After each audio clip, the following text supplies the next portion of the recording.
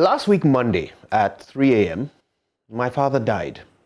Now, if you've been watching or listening to these messages from the Morning Man for any amount of time, you will know what he meant to me. This is hard, a great loss to everyone who knew him, and many who didn't. But I know that he would want us all to keep our spirits up and smile through this.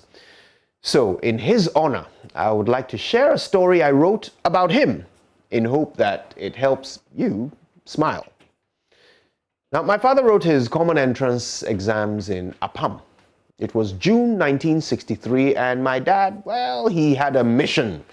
His own illiterate father had told him to "Sianze kodu azisuanewie," which means learn until the end of learning.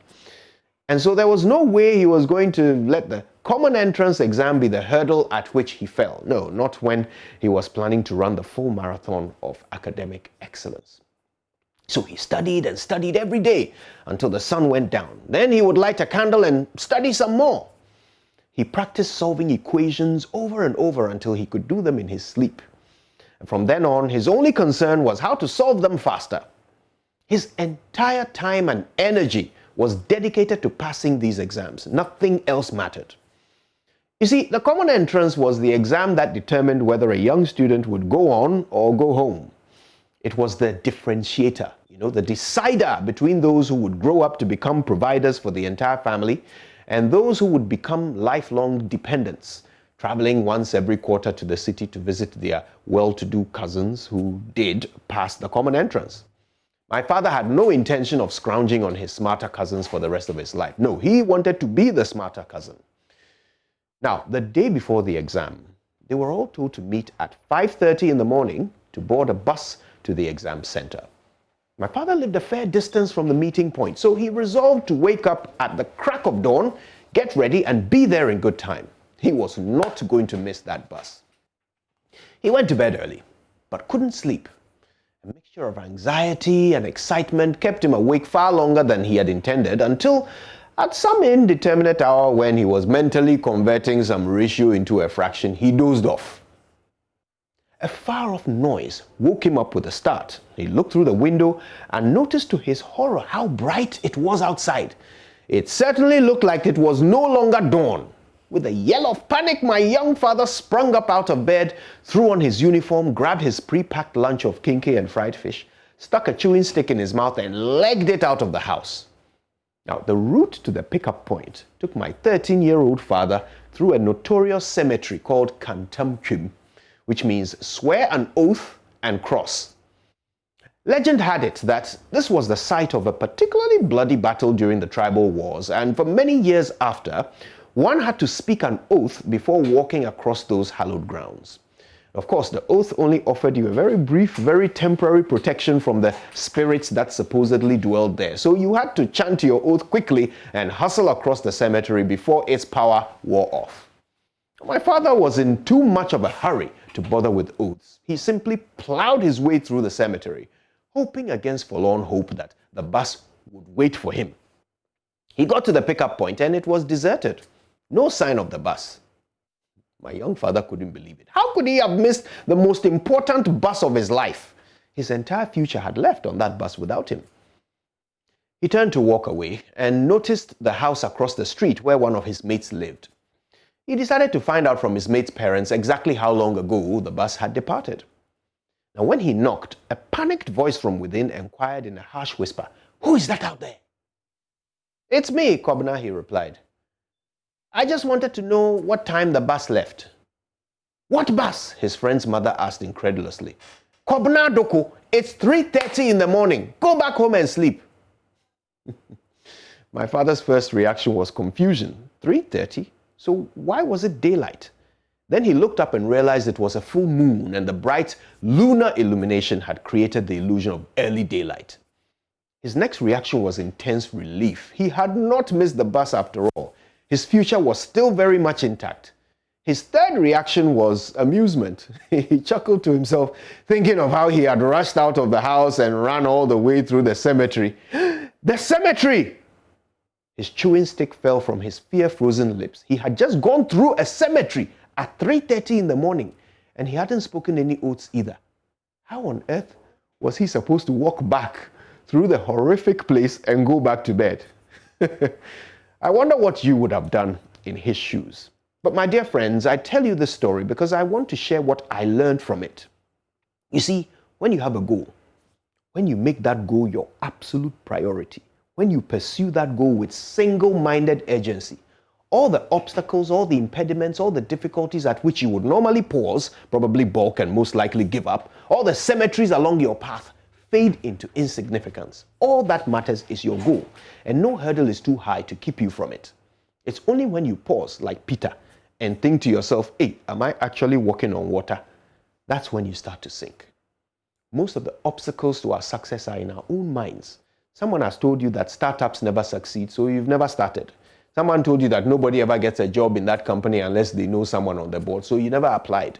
Someone told you that everybody fails their exams, so you never registered. Someone told you that the guy is snobbish, he only likes fair girls, so you've never even said hello.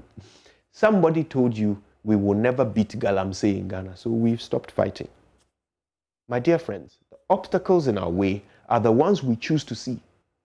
If you think you can't, you're right. But if you think you can, you might. Just grit your teeth, focus on the prize, and contempt him. You'll be surprised what you can achieve when you stop focusing on your fears. My name is Kojo Yankson, and we all grieve differently. My way is to just contempt him. Good morning, Ghanafo.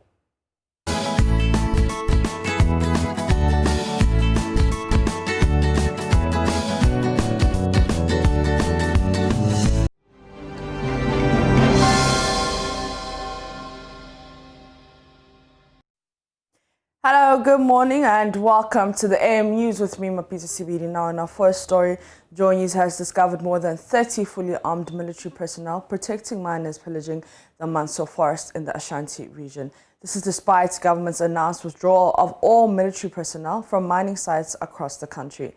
Erastus Asari Donko reports there was a standoff between the military personnel protecting the miners and the Environmental Sustainability Task Force of the Ministry of Environment, to the extent that the Joy News team covering the operations of the task force was attacked and had its vehicle and camera damaged.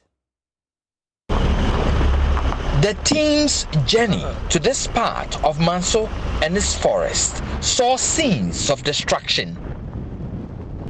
Abandoned pits and mining settlements dot the road leading into the remaining part of the forest. After dodging water-filled, dangerous open pits, we arrived at this mining settlement deep within the forest enclave. 7 Chinese nationals were quickly located and arrested. Leader of the team conducted a search room by room. There were indications of military presence. From what we are seeing here, it looks like there are some military men involved in this whole activity in this forest. Because looking at their uniforms, even some have names on them, but we did not meet any of them. But looking at it, I think the military were the people protecting them here to do this illegal job. Okay, so what are we doing with the uniforms? First of all, we need to retrieve them and then ascertain as to who sanctioned their duties here. So these are military accoutrements. You can find names on them. This one is Camel. This one is Camel. We have the other one, Amweni, on this one. And these are, as security men have been able to authenticate, these are quality Ghana Army uniforms, indicating that we may have some military involvement here in this site. In the midst of our search, a young military officer drove into the compound in a Tundra vehicle. Yes, sir. Obi to say, we see a lot of people. Obi to say, so just no more. He started making some calls to his superiors. I will do the staff sergeant, sir. We are here at this thing, Tonto Chrome. The hot duties, and there are some policemen and media be here. Within the next 30 minutes, the whole place was crawling with over 30 angry, armed military men. Anger turned into heated verbal exchanges and near fisticuffs.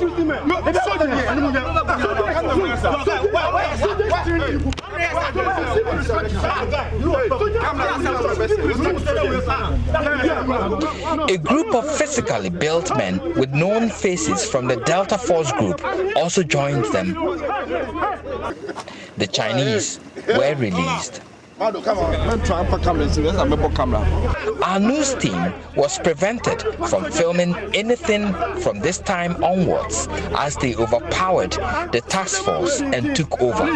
Please stop what you're doing. Stop what you're doing. Things got physical as the macho men assaulted my driver, forcibly took the keys to our vehicle and struggled with a camera technician for the camera. Under the watch of the military men, they broke our windscreen and side mirrors. Owner of the site, Donald Ntua, ordered the military to delete all footages from our camera and our personal phones. But we managed to retrieve items from our formatted card. It took the intervention of the Ministry of Environment and the Military High Command to get us released. The Minister for Environment told our news team, quote, Heritage Imperial only has a prospecting license, and so it is mining illegally in the forest. He is supposed to be drilling, testing samples to be presented in the process of getting a mining permit. But Donald told our news team he has all the documents giving him full access to mine in the forest. But in all this, the best judge is the environment, which lies unclaimed with huge gullies and pits. Reporting for Joy News, Erastus Asaredonko, Kumasi. Away from that, an Accra Circuit Court has for the 7th time adjourned the case involving a national security operative, Collins Kweku, alias Kola, who is being tried for his alleged involvement in a shooting incident at the Ablekuma Central Coalition Center on December 8 last year. The adjournment was necessitated by the prosecution's failure to show up in court. The case had been previously adjourned due to the ill health of the judge, Emmanuel Asando. It has since been transferred to another circuit court judge, Samuel Bright Aqua. There's more in this report. For the 7th time, an Accra Circuit Court has adjourned the case involving a national security operative, Collins Kweku, alias Kola, to 15th February 2021. Circuit Court Judge Samuel Bright Aqua adjourned the hearing owing to the inability of the prosecution to show up in court. Judge Samuel Bright Aqua, an Accra Circuit Court judge, is new to the case after the case was transferred to him due to the ill health of the original judge hearing the matter. The suspect, Collins Kweku, has been charged with 6 counts of causing unlawful harm and using offensive weapon without legal authorization for his alleged role in the shooting in the leg of a journalist with Newswatch Ghana online portal, Pius Esiedu Kwenin. The shooting incident also caused varying degree of injuries to some other persons at the Ablekuma Central Coalition Center on December 8. The court previously adjourned proceedings on a number of occasions as a result of the Circuit Court Judge Emmanuel Isando's inability to turn up in court due to ill health. The court wrote to the Chief Justice to transfer the case to this new court until Judge Emmanuel Isando is able to resume his full duties. Collins Kweku, aka Kola, has pleaded not guilty to all 6 counts of causing of unlawful harm when he first appeared in court on December 17, 2020. Now, the Ghana Journalists Association is asking the police service to step up its efforts at finding the murderers of investigative journalist Ahmed Swaleh. Mr. Swaleh, who was a member of Anas Arimayao Anas's Tiger Eye PI, was murdered at Medina 2 years ago. Since his killing, no one has been arraigned or prosecuted. At a forum organized by the GJA and Media Foundation for West Africa, GJA President Afil Moni asked the police to do more to arrest the perpetrators. Kuka Asante was at the forum and filed this report. It was almost midnight when Ahmed Swale set off home after a family gathering, as they usually do. A few meters from where this sitting was held, 3 bullets were fired into Ahmed Swale's neck and chest. Ahmed Swale was an investigative journalist with Tiger Eye Private Investigations and was part of an undercover team that investigated bribery in the Ghana Football Association, which implicated then-President Kwesi Nyantakyi. His killing in January 2019 received international condemnation, with these bodies urging the police to take steps to arrest the perpetrators and prosecute them. Today, Tiger Eye PI and the Ghana Journalists Association marked 2 years since the killing of the journalist. According to President of the Ghana Journalists Association, Afil Moni, the police must do more to arrest the killers of Ahmed Swale. 2 years since the killing, no person has been prosecuted in connection with the murder, and the Ghana Journalists Association is calling on the powers that be to give maximum support to the police to arrest the killers. Indeed, it is not within the bounds of possibility for Ahmed Swale, who was murdered in the most tragic circumstances, to be brought back to life. But we believe that it is within the bounds of capacity of the Ghana police and the law and order community as a whole to fish out the perpetrators and bring them to book. They have a track record of dealing with such matters. The professionalism, the urgent promptitude with which they have handled previous cases gives us hope that the Ghana police, backed by the political will from the highest office, can intensify the search for the killers of Ahmed Swale. In our last story, the Doreen Under Book Farm and Opoku Gakpo Foundation have donated books and other school supplies to schools in the Ajumakoba community in the Central Region. Here is a News Desk report. Representatives from the Doreen Under Book Farm and the Opoku Gakpo Foundation visited the Ajumakoba community to hand over the reading books, writing books, school bags, mathematical sets, pens and pencils, as well as other school supplies to the children in the schools. Coloring books and teaching aids were also donated. Clothing, biscuits, drinks and confectionery were distributed to the children in the community as part of the festive season. Dorinando says she's excited that the children are happy. Well, since 2013, I set up the Dorinando Book Farm. Now, what I do is I collect used books. So I get my friends to give me books, reading books for children between ages 5 and 15. I collected quite a number of books. My niece here, who lives in the UK, also helped. She brought boxes of books to help us. I like the fact that the children were smiling and they were happy that they have new books.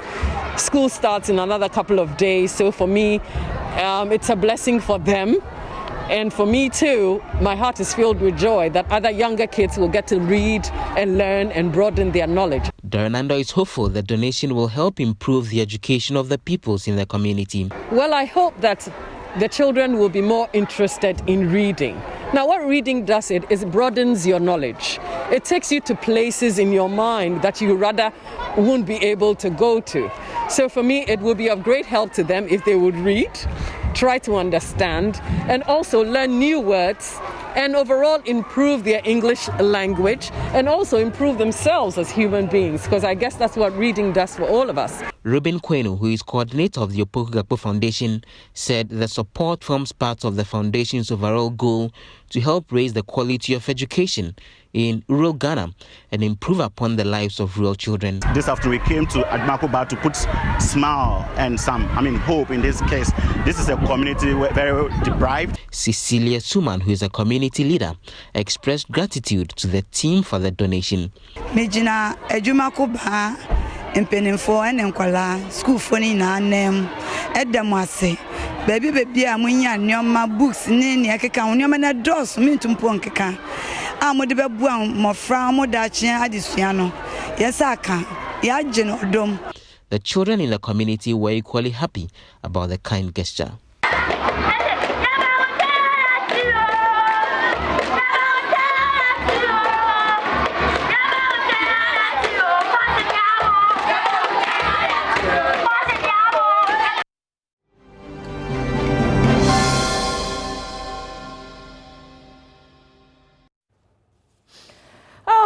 Good morning. If you just joined us, this, of course, is the AM show. Thanks to Mapito Sibidi for the AM news and, of course, Kojo Yang Singh for the morning message. Time now for Ben and I to look at the newspapers. We'll touch on myjawline.com as well in the course of this review. And maybe we can do some international news as well. Joseph Opoku Gakpo is our parliamentary correspondent. He joins us on the day when Parliament resumes sitting at about 2 p.m. today. Hello there, Joseph. Good morning. Mami, good morning. How are you doing? Oh, very well, thank you. I'm blessed. How are you?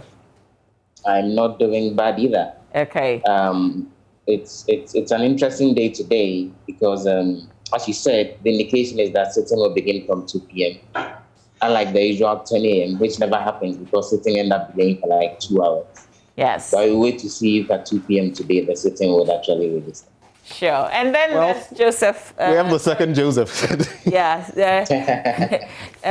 Joseph Akabule is also on, and the election petition hearing, that sitting also resumes today.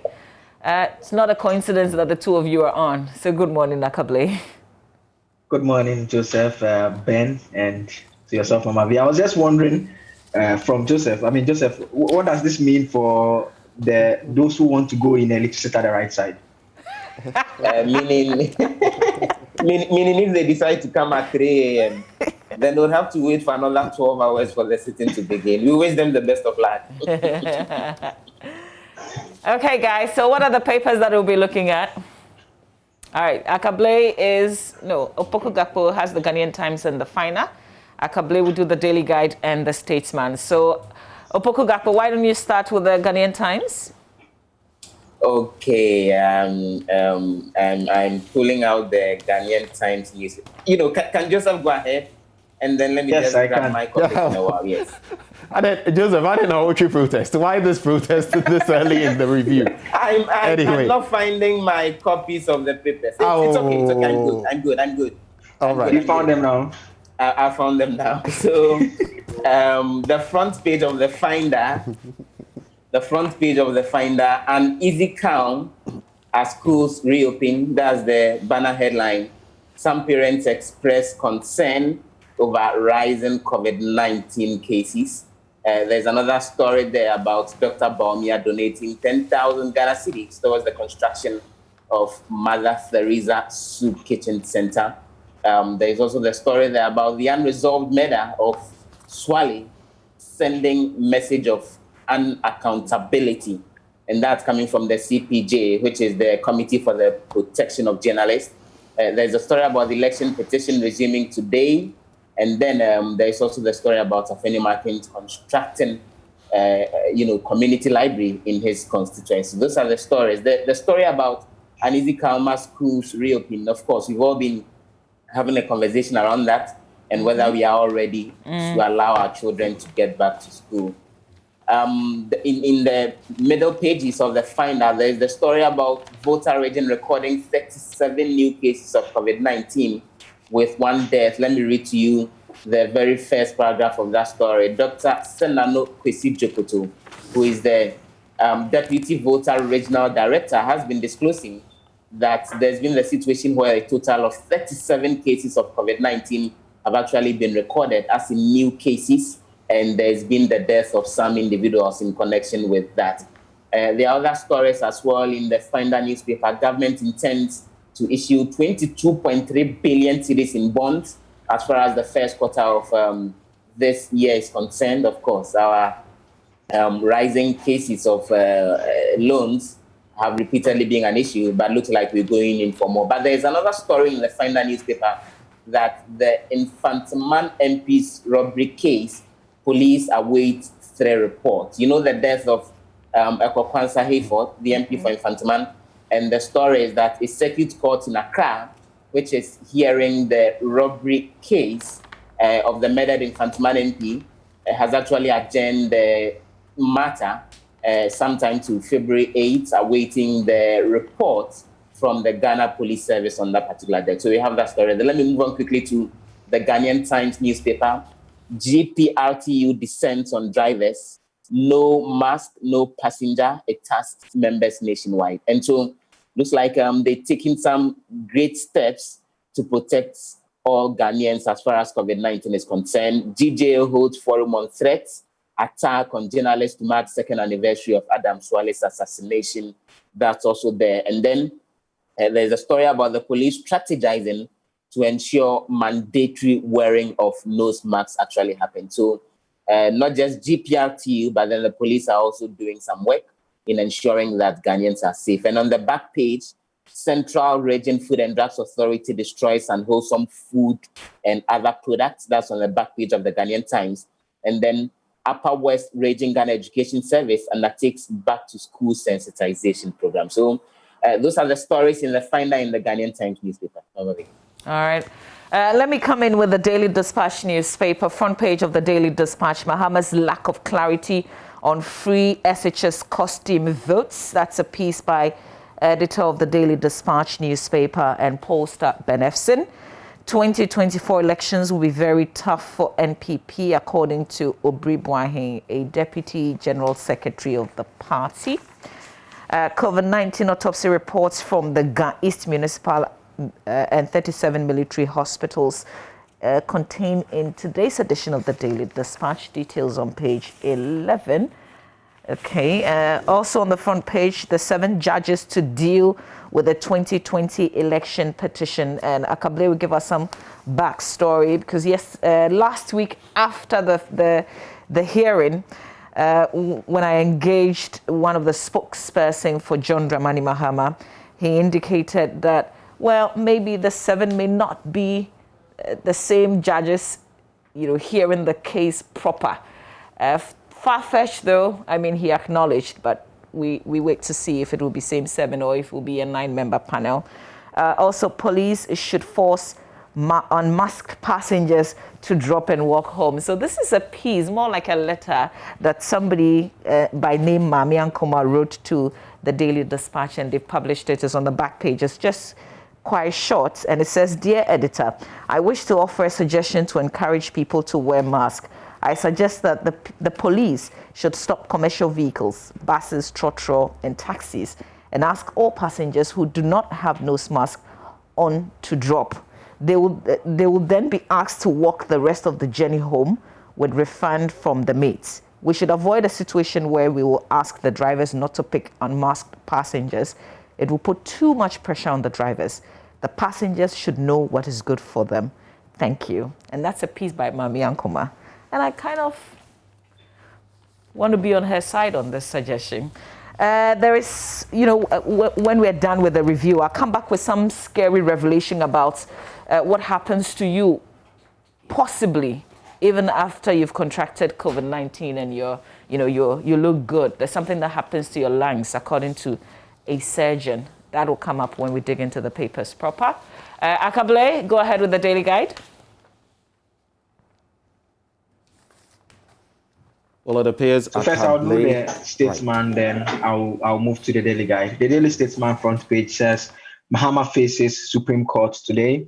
As pre-trial has on the front page, as pre-trial of 2020 election petition starts, and "Let's be each other's keeper" is coming from Dr. Baumia, and Scholarship Secretariat starts interview for 55,000 free SHS graduates, also on the front page of the Daily Statesman. The center spread so quickly to the Daily Guide now. The Daily Guide front page first. It says here that COVID kills security couple, Pratt and others. As a photograph of Joshua Tremi, the national security boss who died unfortunately yesterday. COVID kills. So the other story on the front page is on the death of Ahmed Swale. It says GJA demands action on Ahmed Swale death, and Speaker cautions would-be NPP MP ministers. And police analyzes NP killers contacts, also on the front page of the Daily Guide. The back page has some sports stories. Actually on page 16, it says Messi finally sees red, faces 4 matches ban. It's a question that is being asked. And the other story here, Man U can't win title unless there are 3 full stops. I'm sure Mama will have the rest of the answers unless they win most of the matches, which is not possible. So they are not winning. And the center spread of Daily Guide has this story about paper. Is that in the paper? Which one? Read what you see. Only what you see, Joseph. Okay, so let me read it again. Man United can't win title unless red dots. It's in the paper. It's on page 16 of the Daily Guide. I mean, I'm not responsible for the papers. I'm just reading what is inside. Yeah, so those are the main stories from Avi in the Daily Guide and Daily Statesman. So mainly the courts and the story relating to Manchester United. Ben?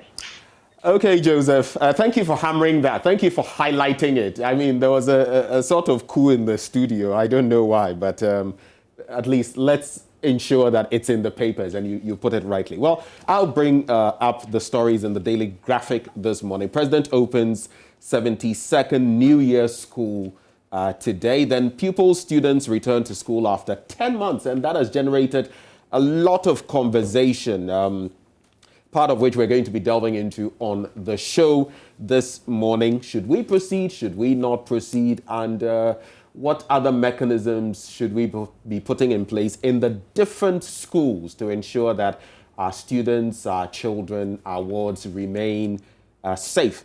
Private varsities face bleak future. Patronage of institutions declining. There's a picture there of Professor Dan Obingo for a president of the Conference of Independent Universities. And it's quite an interesting piece because they point to a number of factors that are inimical to them, that is the private universities, even citing the fact that some of those entities that have oversight over them, the public universities, also end up taking a slice of the little pie they have. I'll be delving into that story. There's this one. Are we losing the fight against COVID-19? That's actually an editorial on page 7 of the Daily Graphic. And just in sum, with the three opinions here, one person, Richmond, thinks the government should provide assistance to the National Commission for Civic Education to intensify education on the protocols. Wisdom thinks schools reopening should be called off again, in sync with what some think tanks have been sharing since yesterday, that maybe the GES should take a step back and we should take a look at this, have the PPE available before we continue with this. And one Ben thinks government should postpone it as well. What do you think? Don't you forget to share your thoughts with the hashtag AM Show. When you go to the middle spread of the Daily Graphic, Christ the King to construct Center for Street Kids. Interesting story about the Christ the King Soup Kitchen. And in recent times, Father Campbell was sharing some thoughts about the support he's been getting, especially from the Vice President, Dr. Mahamudu Bawumia, rice and all of that, donations made. Now, a move, estimated at about 1 million Ghana cedis. This is a project, the Christ the King Center for Street Kids, that will help take care of some of our street urchins, the street children, and get them off the streets eventually, likely. So, very interesting one there. And on the back page of the Daily Graphic, FDA destroys unwholesome products in the central region. So that's it for me with regard to the major headlines in the Daily Graphic normally. Okay, so there's a story in the Finder newspaper. Opoku Gakpo, I know you did the Finder, but just to go through this, that says Noguchi Memorial Institute investigates alleged falsification of COVID-19 test results. This was an allegation that was made on social media. And the institute says that it's begun investigations into alleged falsification of COVID-19 test results of the institute. This was in a statement issued by Professor Abraham Kwabena Annan, director of the institute. He's assured that the allegation was being treated with grave seriousness. The university has decided that a press release should be put on hold and investigations conducted over the weekend, and the report presented to the university for senior management meeting on Monday, 18th of January, which was yesterday. The statement said apart from the institute's internal investigations, external investigations will be conducted by national security, which was in discussion with the coordinator of the national network of COVID-19 testing laboratories. And we hope that we will get this report as quickly as they issued the statement. Let me talk about this in the Daily Dispatch, on the back page of the Daily Dispatch newspaper, about X-ray revealing COVID-19 lungs look far worse than those of terrible smokers. So it is said that even if you got COVID-19 and you recovered, there is a surgeon who's been doing some work, and the revelation is that she's noticed a pattern in her patients that could reveal another possible devastating side effect of COVID-19 with scarred lungs. And this is supposed to be severe. She says, I started to realize that all of these patients that we're seeing who are having chest x-rays that have had COVID in the past are showing up abnormal. And it looks like a lot of dense scar tissue that extends throughout the entire lung. And this was part of her explanation. There's a video attached to it. Hopefully we can play the video so you can see the difference in the lungs that she talks about. Yeah, so the import is that what she's seeing is worse than that of a smoker's lungs. This is really, really scary, and this is even after you've recovered from COVID-19. So please take the precautions. Especially relevant, Mama V, I was going to say, looking at what happens when you get COVID-19, the fluid getting into your lungs, and which later culminates in people not being able to breathe, needing respirators and the rest. But initially, from last year, there was another study that showed that it's not even just your lungs, even your brain, other organs. Basically, all your organs are affected in different ways, even your stomach cells. And in some people, it's said to even remain with you and affect even your reproduction, because it was found to be in, men, their testes and all of that. So this is something that just affects every part of your body, your lungs' focal area, because of the nature of the disease. But let's all stay safe and better not get it at all, because even after, like you're saying, even after you've got it and recovered, the after effects, not something anybody wants. Two Josephs, you want to make comments on this? I mean, I was having a discussion yesterday with some colleagues, and I found it quite amazing. In my neighborhood, I realized, I was telling them that I've never seen anyone in mask in the area. Like, it's simply something that beats my imagination, and I don't know what is accounting for that. And so recently I tried to engage a few of them, and they were simply telling me that, they don't see why they should be in the mask, because they've not been wearing masks for 10 months and they've not heard that anyone in the neighborhood has COVID-19.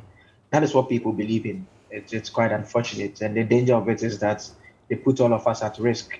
They may perhaps have a stronger immune system and will be able to survive. And this is a disease that we are all learning about it by the day. So we don't even know the impact it has. Quite recently, I was reading some publication that even suggests that having rashes and on your toes and other things are even symptoms that people are seeing consistent in those who have COVID-19. So it's generally a new area, and it's important that the best we can all do is to try and keep each other safe by simply wearing a mask and using the sanitizer and doing all the right things that we've been taught that is the way to go. And let's try and build our immune system.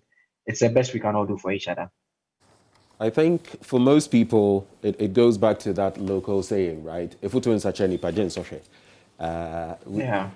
Advice will not help you enough. When you've been there, done that, then you might want to actually take some, a step back and reflect again. But quickly with the Business and Financial Times, it talks about the Africa Free Trade Area being a process, not an event that has to be rushed. There's also talk here, we keep hammering it because it is real. Upsurge of COVID-19 cases gives parents, teachers cause for worry as schools reopen.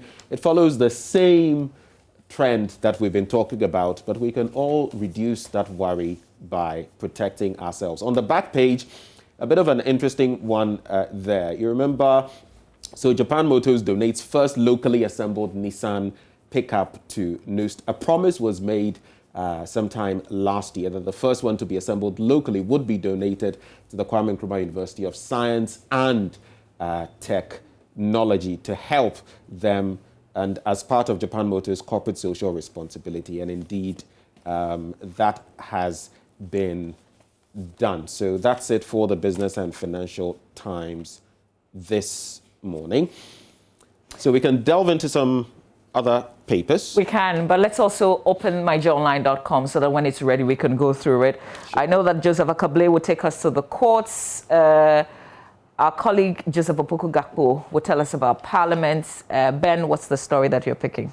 So I'm going back to the one on the educational front with regard to the private universities. And basically, they are saying that in the midst of all of this, COVID-19 and tertiary institutions and all that, they are facing dire financial straits. And here they are having to compete, 81 of them, well, 50 of them forming part of this group, having to compete with the already established public universities. And they're complaining that sometimes even the public universities who have oversight responsibility over them even have access to SHS and primary, facilities that they can use as satellite institutions, but they can't do that. And they are talking about the fact that this is impeding their relevance in the system. Don't you forget that private institutions have always had issues with their relevance in the system and how they don't receive enough support, even in these COVID times, from government. So that is what has come to the fore now. In April last year, the CIU, this body, presented a position paper to then Minister of Finance, Ken Ofori-Atta, for the government to support private universities. And so a fresh call for more to be done in respect of that. The private universities also contributing their quota to educational development, and they want more. Let's see what the response of the Education Ministry, as it is now, and the Finance Ministry will be. All right, Akable, we saw some documents yesterday coming from the camp of John Dramani Mahama, who is a petitioner in the election petition hearing. Explain to us and then tell us what we should expect today. And so there are documents that make certain statements that they are asking the Electoral Commission chairperson to admit to. It's a strategy that the rules permit. And so the statement they are asking that she admits to, one is that she, as chairperson of the Electoral Commission on December 9, did carry out a declaration of results that was live on radio. It was also on TV and various online platforms. They want her to admit to what specifically she said, which we all came to know, and the subsequent fact that when you put together the figures that she put out on the said day, according to the NDC's 2020 presidential candidates, it gives you more than 100%, about 100.3%, and not 100% as should mathematically be.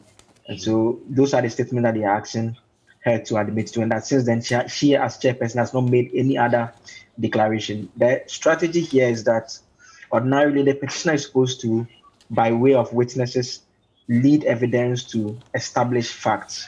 But when you go the direction of writing and asking that the person admits the fact, if the person admits to all those facts, it saves everyone a lot of time, because you now don't have to lead evidence to establish those facts, because those facts are no longer in dispute. In the event that they are denied, then it means that you have to go through the process of having a back and forth over those facts in order to have them established. And so that's the approach they are using. They've filed the motion asking that the court get the EC chairperson to admit to those facts. The responses will come from the Electoral Commission as to whether or not they will admit to those facts or they have some opposition. We'll get to know by today. The other issue relating to the panel, we do not know whether the panel will change. As far as we are aware, this is the panel that is supposed to hear the matter. But when we go into there and see if any changes are made to the panel, we will inform our viewers as well. The other issue relates to the initial objection, which we are expecting that the lawyers for the president will notify the court because of the applications that are coming in. And the initial objection has the potential to truncate all of these proceedings. So it's something that they intend to bring to the attention of the court and see what the court will do about that, because they hold a view that it's important for it to hear and deal with that matter as soon as possible. All right, Joseph Akable, thank you very much. What will happen in the court today would give us a lot of clarity. The lawyers call it a pre-trial conference in the form of case management, where the courts will give directions as to how this case will be heard. Opoku-Gakpo, 2 p.m. But do you know if parliamentarians are already in parliament? Anytime we put Akable and Opoku-Gakpo together, I don't want to say this, but he would leave. But I don't have any test questions today. but that was a an interesting. It was time for the test. Yeah, because this is it's just around the period when I bring the test, but there's no test today. Wow. So interesting one there with regard to whether any of them are present. I doubt today any of them would have fallen for that, especially with regard to the circus that followed the last 4 a.m. arrival. But whatever it is, at least our parliamentarians are on their toes now in whichever way you want to look at it. And it's good for our democracy. I think it's a positive step in there. So maybe we can check out the online portals if we have any of those to do very quickly.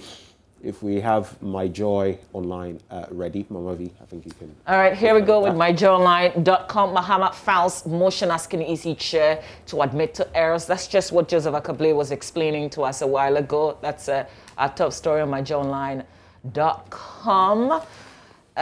You'd find this other story. Reimposed ban on large funerals, weddings to reduce COVID-19 spike, called by Professor Awanda.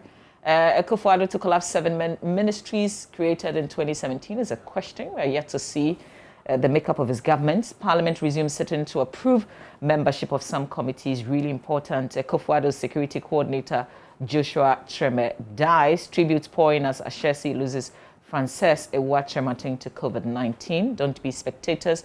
Support in COVID-19 fight, not to parent. Rallies, parties, or other super spreader event responsible for spike in COVID-19 cases, according to Madam Sophia Kofu, former CJ, and she's chairperson of the COVID-19 Fund. Kwesi Pratt's brother died of COVID-19, so we had quite a number of deaths because of COVID-19 yesterday. Some very prominent persons, losing their lives due to COVID-19. There was a shocker amongst the names that came out yesterday. Listen, you've got to take care of yourself. Doesn't matter what you think you know, but there are people who are really losing their lives. And as we've been sharing, even when you contract COVID-19, there may be some consequences that you have to deal with. Who knows how long? So please take the necessary precautions. Akable, we have to say goodbye to you. Is he gone? I think he's also left us. He's running to Auntie Jane for some maybe Banco before the courts. Court sits at 9:30 a.m. Be sure that we will not let you miss anything that will play out in the courts with Joseph Akable there. Well, do stay with us. It's a wrap for the news review, but of course we have sports coming your way next. That's up next.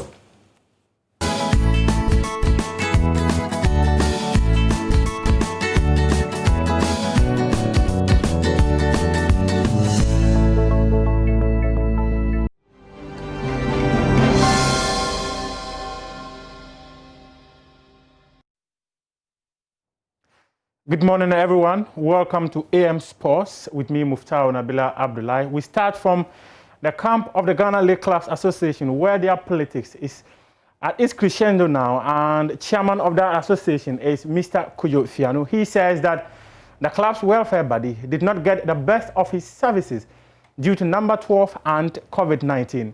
He is calling on delegates to extend his mandate for another 4 years to deliver an enviable brand. His core vision is women inclusion and turning clubs from recreational brands to business entities. There's more in the following report. On January 21, delegates of the Ghana League Clubs Association, the welfare body of clubs, would assemble at an elective congress to mandate new leaders to govern the association for the next 4 years. Incumbent chairman of the association, Kujo Fianu, claims number 12, a documentary premiered in 2018 exposing alleged corruption and match fixing within the Ghanaian game and the COVID-19 pandemic last year affected his vision for the association. He tells Joy Sports if delegates gives him an opportunity to lead the association for the next 4 years, his focus will be to reposition it to attract the right corporate world. My vision is to move the association to a different level. We've been seriously affected by the expose and then the COVID. And that actually brought us to our wit's end. And having crossed that bridge, we've learned very good lessons that should aid us into repositioning the association. One of the key things we want to do, first of all, we are bringing the women on board for the first time. The women premier clubs will join GALCA. We need to fine-tune the constitution to make their admission eligible. Because of that, what we are going to do on Thursday is just to get somebody to represent them as an ex-official member on the executive, whilst we fine-tune the constitution. Many have accused club owners in the country of not seeing the business side of football. Mr. Fiano says he will inculcate the business side of football into its members. FIFA will tell you football is business. And it seems we are not seriously tackling the business side of football. We want to make our members aware that if we strike the right buttons and we do the right approaches, yes, we will be in a business that we'll be proud of. Kojo Fiano is being contested by Isaac Kumsin, a former vice chairman of the association who lost the 2016 elections where Fiano polled 64 votes. And talking of Isaac Kumsin, who is Kojo Fiano's opposition, he's a former vice chairman of the association. He says that the current leadership style is monotonous and has promised to make the association a viable one. Isaac, candidate for this year's elections, contested the 2016 edition of the GALCA Elective Congress, polling just 13 votes. In the process, incumbent Kojo Fiano got 64 votes. However, Mr. Kumsin insists his vision for the association makes him a leading candidate for the polls. According to him, reviving the Presidential Cup, which he described as monotonous, would be essential in the resuscitation of GALCA. The President Cup, everybody from its inception has been a bona fide property of the government of the day. So from the word go of its planning, you plan with the government. When it will be launched, when it will be played, everything, government is on board in its planning. So if I tell you that I'm going to now make a Presidential Cup a seasonal competition, instead of probably two clubs playing in one day, it has become monotonous, boring. We have to think outside the box. We have to be innovative and give job for people to do. You understand? So this competition this time is going to play it in the season.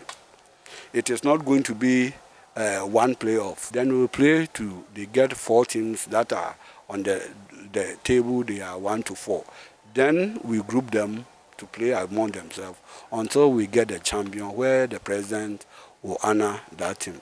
And this is purely presidential project, and I will expect that from the word go when you get to the office, we start the planning with the government and with the FA. Mr. Kumsim also added that he admires the steps taken by the leader of the Ghana Football Association, Kurt Okreku, and he would emulate that by visiting corporate bodies to be a partner of GALCA.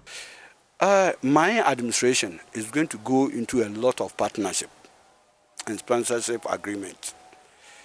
I have learned a lot from administration of Mr. Kurt U.S. Okreku.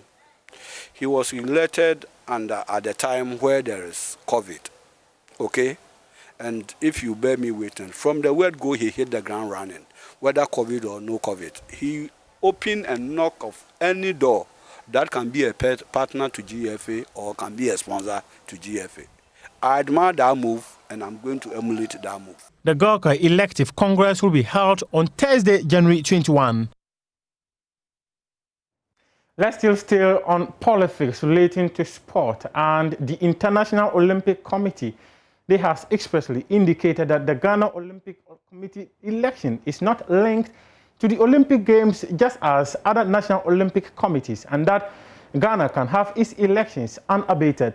This is contrary to reports purported to undermine the integrity of the GSA General Assembly. Elon Benaya has the rest of the story. The International Olympic Committee, however, strictly directs that in pursuit of the Olympic Charter, the election cycle of the National Olympic Committee is not expressly linked to the holding of the Olympic Games. The Ghana Olympic Committee leadership, in its December General Assembly, had proposed for an extension of Executive Congress from March until a date to be determined after the Olympic Games in Tokyo, but the General Assembly shut it down. The Ghana Olympic Committee must commence the process leading to elections in March 2021.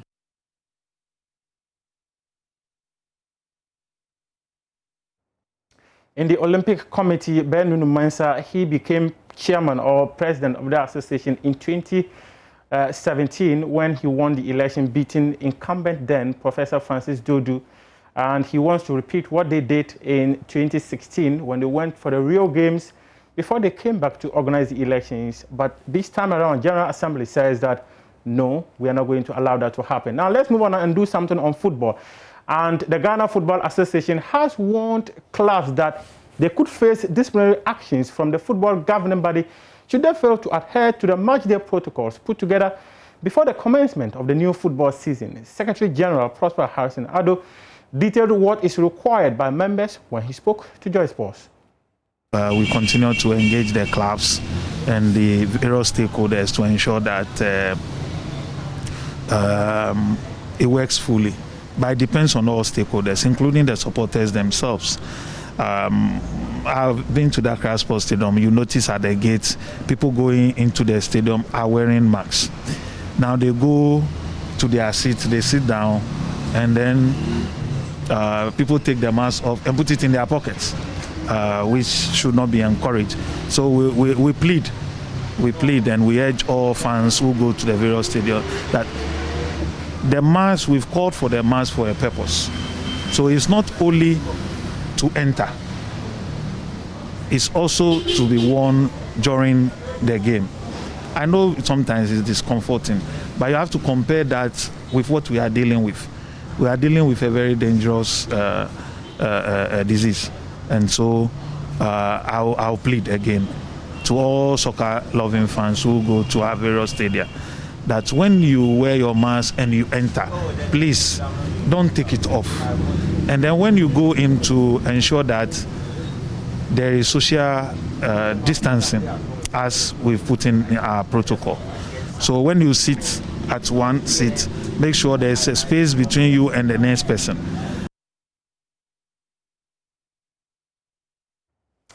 Former Ghana international Augustine Ahimfo wants Ghana Football Association to concentrate on talents from academies for the best talents to aid the progression of youth football in Ghana. According to him, these academies are established and have taught players the basics of football. The established academies, and I sometimes really don't understand, because when you talk about under 17, these players are still learning. They are not professionals. It is only here that we feel that under 17 should be playing for Asante Kotokos and the others.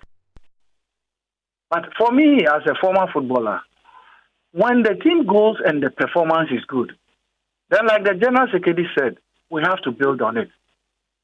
It really doesn't matter if we don't win the cup, but you have to look at how the team is progressing, because the foundation of the Blasters starts from the starters. So if their performance is very good, then obviously the progression through under 20 and the Blasters will look brighter. But if it does not really go that way, then we have a problem. Why am I talking about the academies? Because they have these boys that they've trained through the ages of 12, 13, 14, thereabouts. They know the basics. We can add on. But the core of the team should really start from the academy, the established ones. Let's say Right to Dim, for instance. Let's say Wafa, for instance. Probably 1 or 2 here and there. Gordon Trump has a very good 17 or whatever team, or Datilante has. So let's look at these established ones and then add on. So we'll not, because at the end of the day, if we are even supposed to project the players for these various academies, the FA can always have an agreement with them.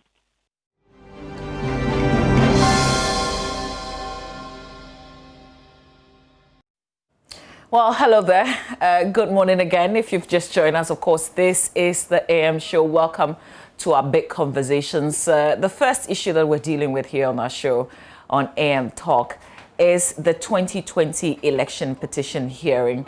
And we want to start off by reminding you of where we've come. Of course, we've come to this point, first of all, with the petition because the NDC's candidate in the 2020 elections, John Dramani Mahama, insists that no candidate secured more than 50% of the votes. So last week, the courts began hearing the case. The court had decided that the hearings will be telecast live on television. Therefore, the John Dramani Mahama's legal team did not even have the opportunity to move this motion. So the court had decided that it would telecast its hearings live, just as it did in the 2020 election petition hearing. And then it went on to deal with the first matter, which was an application to amend some errors in the NDC's, in John Dramani Mahama's petition. I beg your pardon. The court allowed the lawyers to do that. They gave 4 p.m.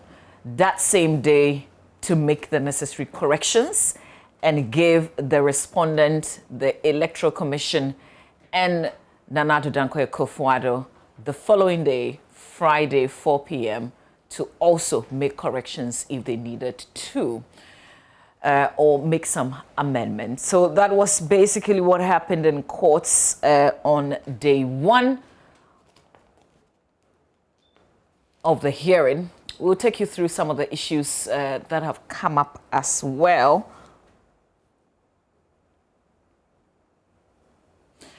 So on day 1, who was in courts? Of course, the Electoral Commission chairperson, Jean Mensah, was in courts.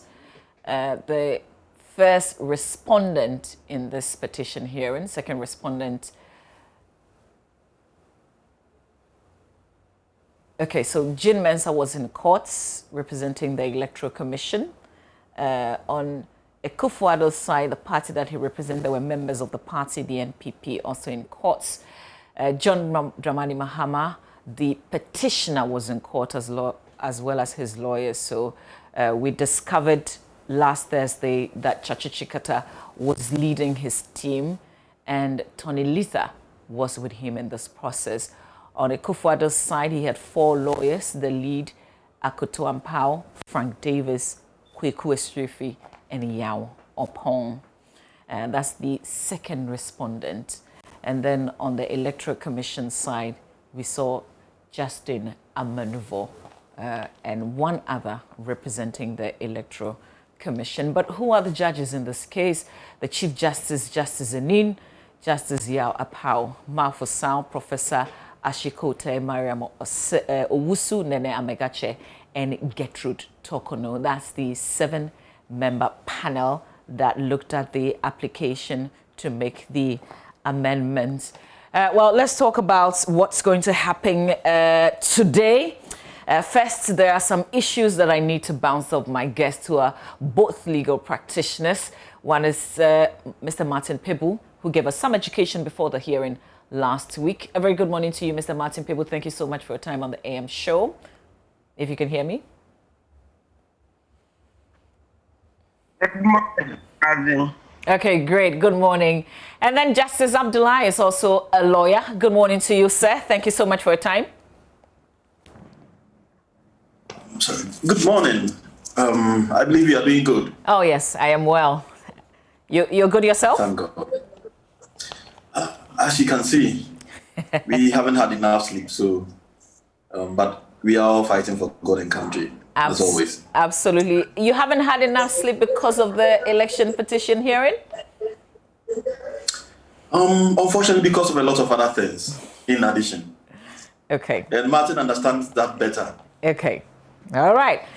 All right. So, Mr. Pebu, let's pick up from some of the things that you shared with us even before the court starts last week.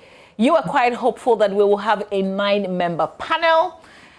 We have a 7-member panel. I spoke to a spokesperson, one of the spokesperson for John Dramani Mahama, his legal team, Mr. Basit Bamba, last Friday after the hearing.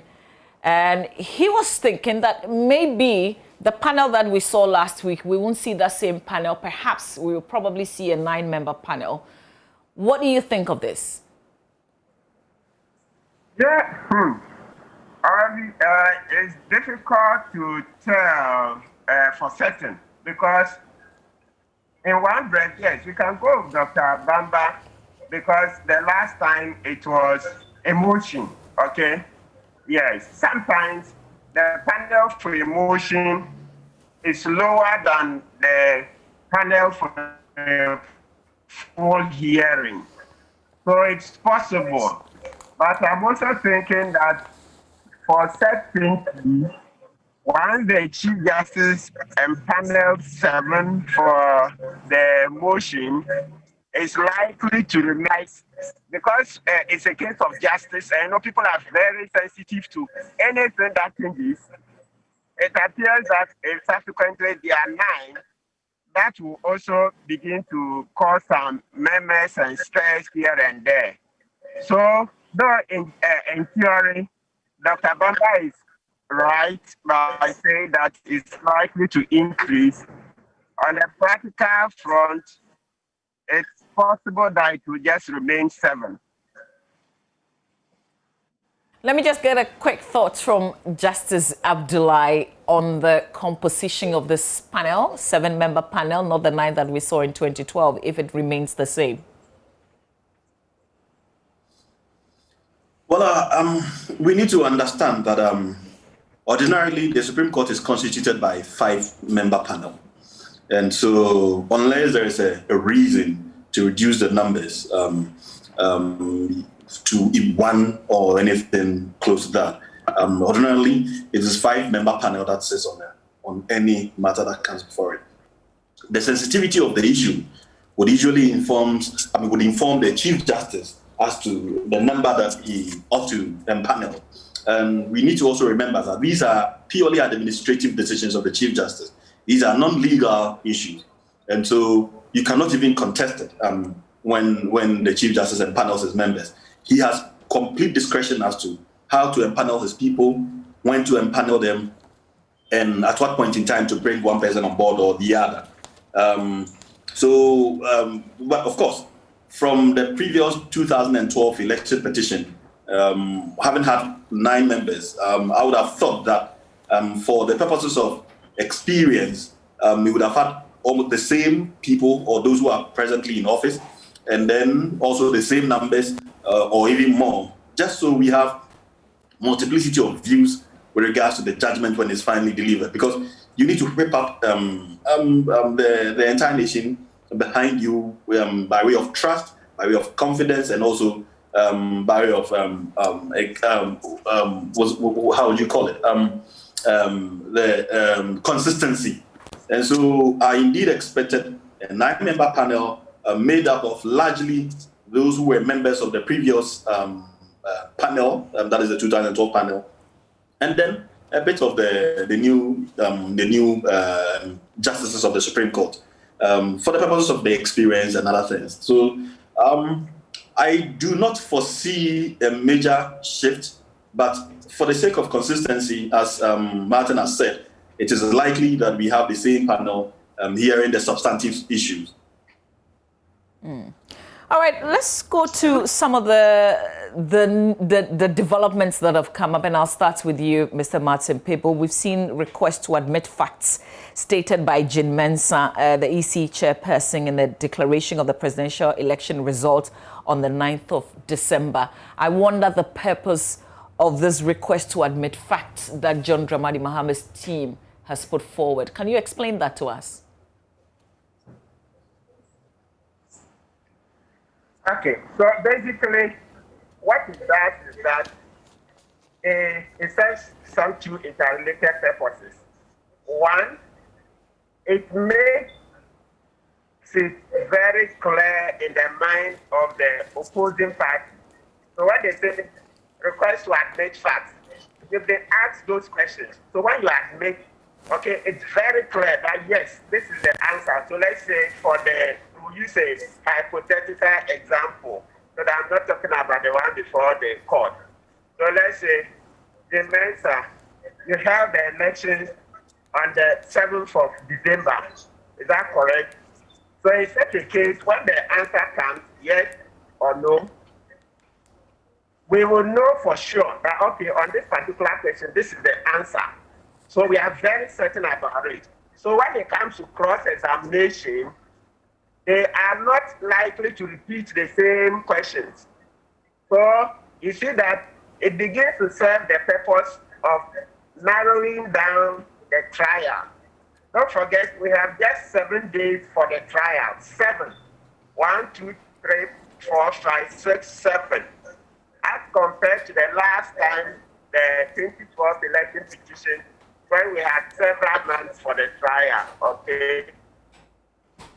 Several is even an understatement because, you know, it took about 8 months, right?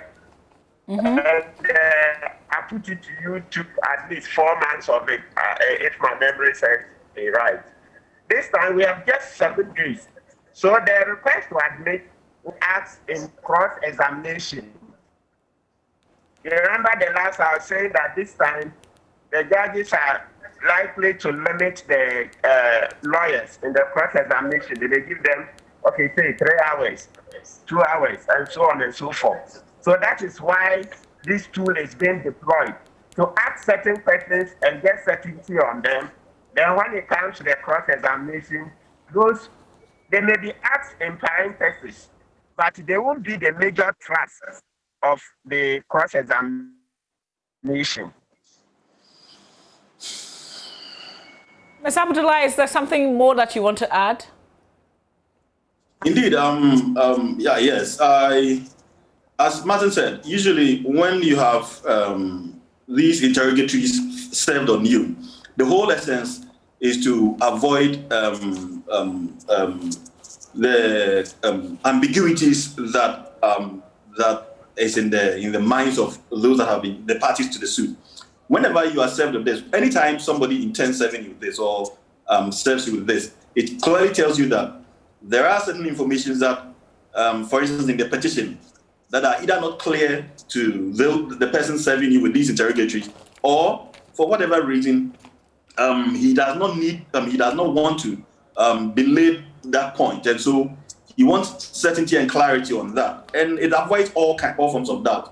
Now, considering the fact that we have limited time in this particular case as well, once these interrogatories are gone through, what it means is that the Supreme Court will have the benefit of this information even before the trial commences, and it shortens the period because the Supreme Court will then have opportunity to go through these informations as provided by the parties by way of interrogatories and be able to see through the minds of the petitioner or any other person who has filed a process in the court.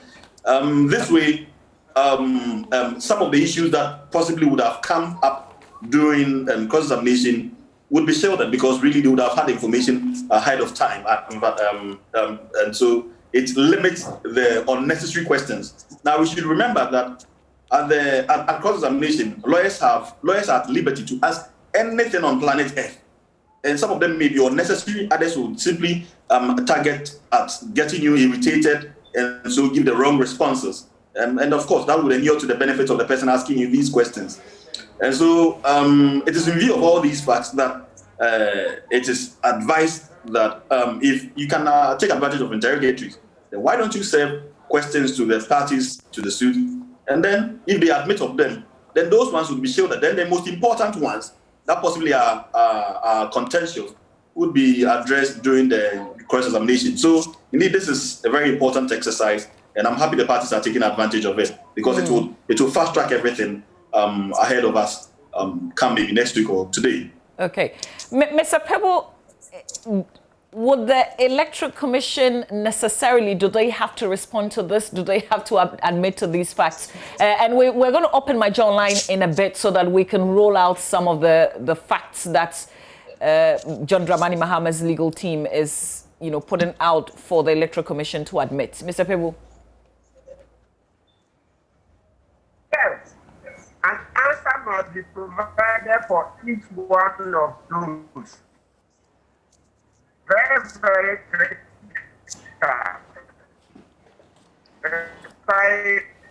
If they don't answer. Mr. Pebble, the connection is getting bad. If you can reposition yourself. Otherwise. Dramani's lawyers come to answer. So it's Hello, Mr. Pebble. The connection is getting really bad, but when you said hello there, I thought it was clearer. Can you try again? Yeah, so I said the EC must answer all those questions. It's compulsory. So if it happens that maybe a question or two are not clear, they will indicate so that it can be clarified. But in the absence of any ambiguity, they are required to answer all. And if they don't answer, hypothetically, of course, it won't even arise that they will refuse to answer. So let's put it succinctly this way. If a person refuses to answer the interrogatory, the other party who filed them has the right to apply to the court to compel them to answer. Yes, but I don't think that should arise in this case. This is a very sensitive case. Nobody will anything to begin to put bad press. Yes. Okay. Isn't Justice Abdullahi answering those facts, wouldn't it be leading to some kind of admissions? Indeed, that's the whole essence of this. It is to get the petitioner admit those facts, either because those facts have been wrongly provided or have been concealed or have been put such that they are not clear in the mind of the Electoral Commission, or because they have completely not even been provided at all. And so either of these three circumstances will be a basis for a person to serve you with an interrogatory, so that once you admit of them, and you cannot choose, well, of course, you can deny them if you so wish, but it puts matters beyond doubt. And your admission or denial will be a basis for the person to cross-examine you on same. And remember, if you're cross-examining on the same facts that you probably deny, then you end up affirming them positively. It could be a subject of perjury.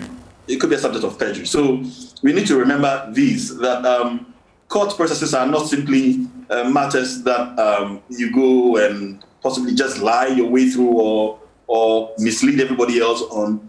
Depending on the way you go about this, you could land yourself behind and so on. And so we need to be careful about some of these things. Now, admitting or not admitting will depend on the entire circumstances of the issues before the court. If it is factual, if it is truthful, you would have to admit it. If it is not, then you have to deny. So it's not something that you really have a lot of options out there to navigate through. Okay, I'm just going to take our viewers through, I think, about 13 of those facts that John Dramani Mahama's legal team has put out there. But Mr. Pebo, is this part of the case management, the pre-trial conference in the form of case management? Not strictly not. So what I mean by strictly not is that on practical grounds, it will help Mr. Mohammed's team to expedite the trial. But it is not something that is required to be filed as part of the pre-trial. I mean, what I mean is that it's not a mandatory obligation. So it's not like you must bring interrogatories. No. It's only when a party deems it that you will file. If it doesn't deem it fit, it doesn't file. So it's an option to them. It is a tool in the kit. As and when you find it useful, you deploy it. If you don't find it useful, it stays in the kit.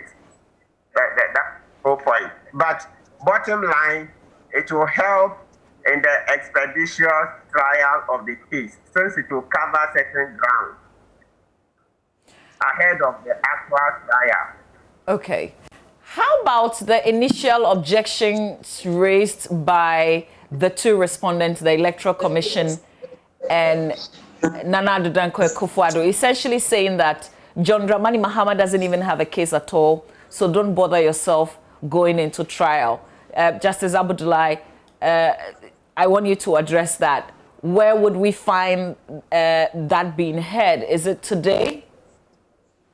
Yeah, most likely the Supreme Court would address all these matters today, and they are likely to tell us the mode of that. They may either ask them, both parties, I mean, all the sides, to file, address the Supreme Court on that, most likely to be a written address, or they could make it part of the whole trial just to avoid delay. Because usually we call it mini trial. If the Supreme Court would want to handle that part alone solely, they could have a mini trial on that. And they could, if they want to deal with that separately, we will have directions today as to how going forward that one will be done. But usually, because of the timelines that are ahead of us in this matter, I foresee a possibility of the Supreme Court merging that with the substantive issues, and then in their final judgment, they will then discuss these matters involving the objections being raised by the respondents. That way, we'll be able to beat the timelines ahead of us, and then also, so you achieve the same purpose without having to curtail the full scale of the full scale trial of the issues. Because we need to remember that if the Supreme Court decides to go into a mini trial over the objections being raised by the respondents, it will extend the time, minimum about a week or two.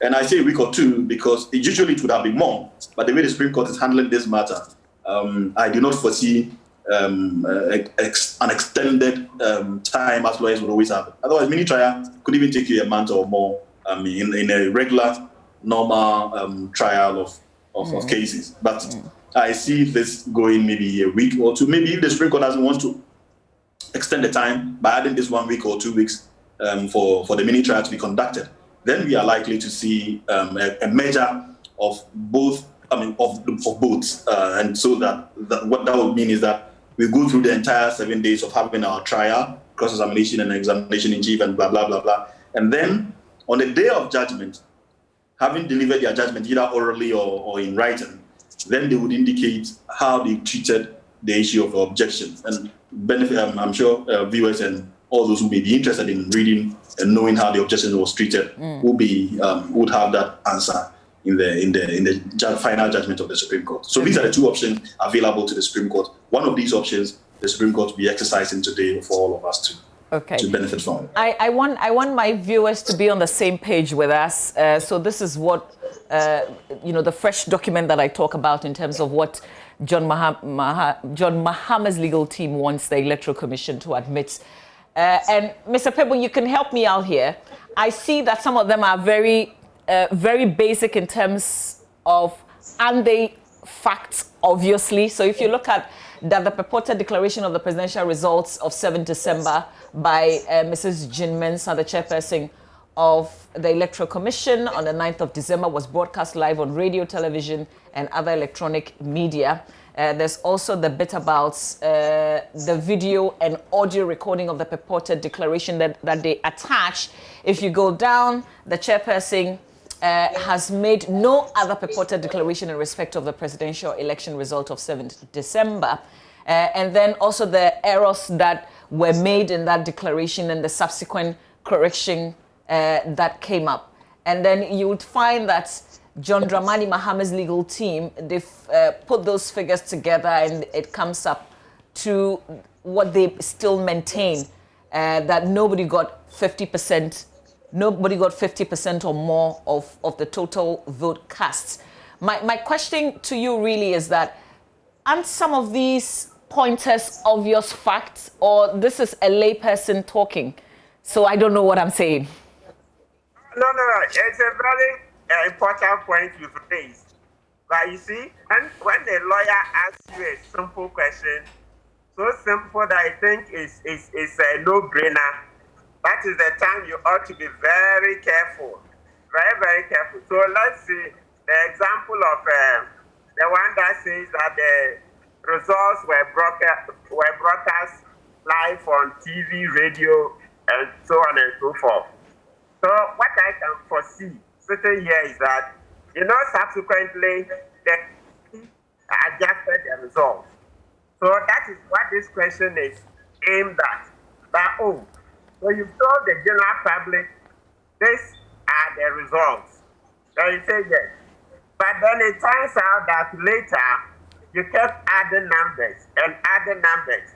You see, let's not lose sight of a certain critical fact. In actual fact, it may even turn out to be the most critical, which is that this case is not a purely legal case. No. Look, is also indirectly tried to sell a stolen verdict. You see, it's a case being sold that there was a stolen verdict.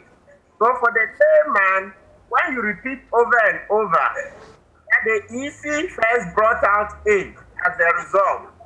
Then later went and adjusted it and said it is B. And then later went and said it is C. Later D. Later E. Later F. 6 times. Like the reclaiming. Then you are selling a case of a stolen verdict, which is even more important than what you get in the courtroom.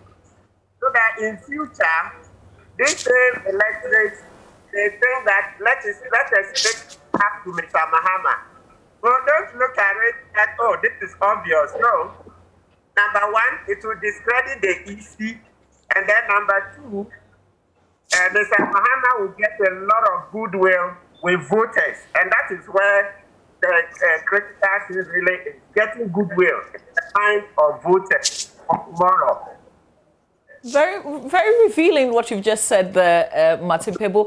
But let me get my director to take us to point 15. And I want to ask you a direct question based on the point 15. Can we just go up on this, Mr. Justice Abdullahi? That's the purported correction issued in an unsigned press release of first respondent in this case, which is the Electoral Commission, on the 10th of December, stated that the total valid votes cast was now 13,119,460. My question has to do with the unsigned press release. And yesterday, I tried to go back to the release that was issued on the 10th of December, and I realized that down there, they had written Electoral Commission. How important is this little bit of a piece of release that has not been signed? And what do lawyers mean when they say a document is unsigned?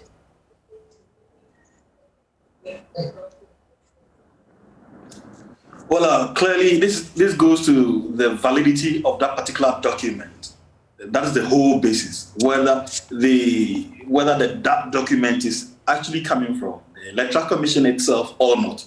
So it goes to the root of that document, whether it was a correct information coming from the Electoral Commission, whether it's official information coming from the Electoral Commission, whether indeed it is emanating from the official sources of the Electoral Commission.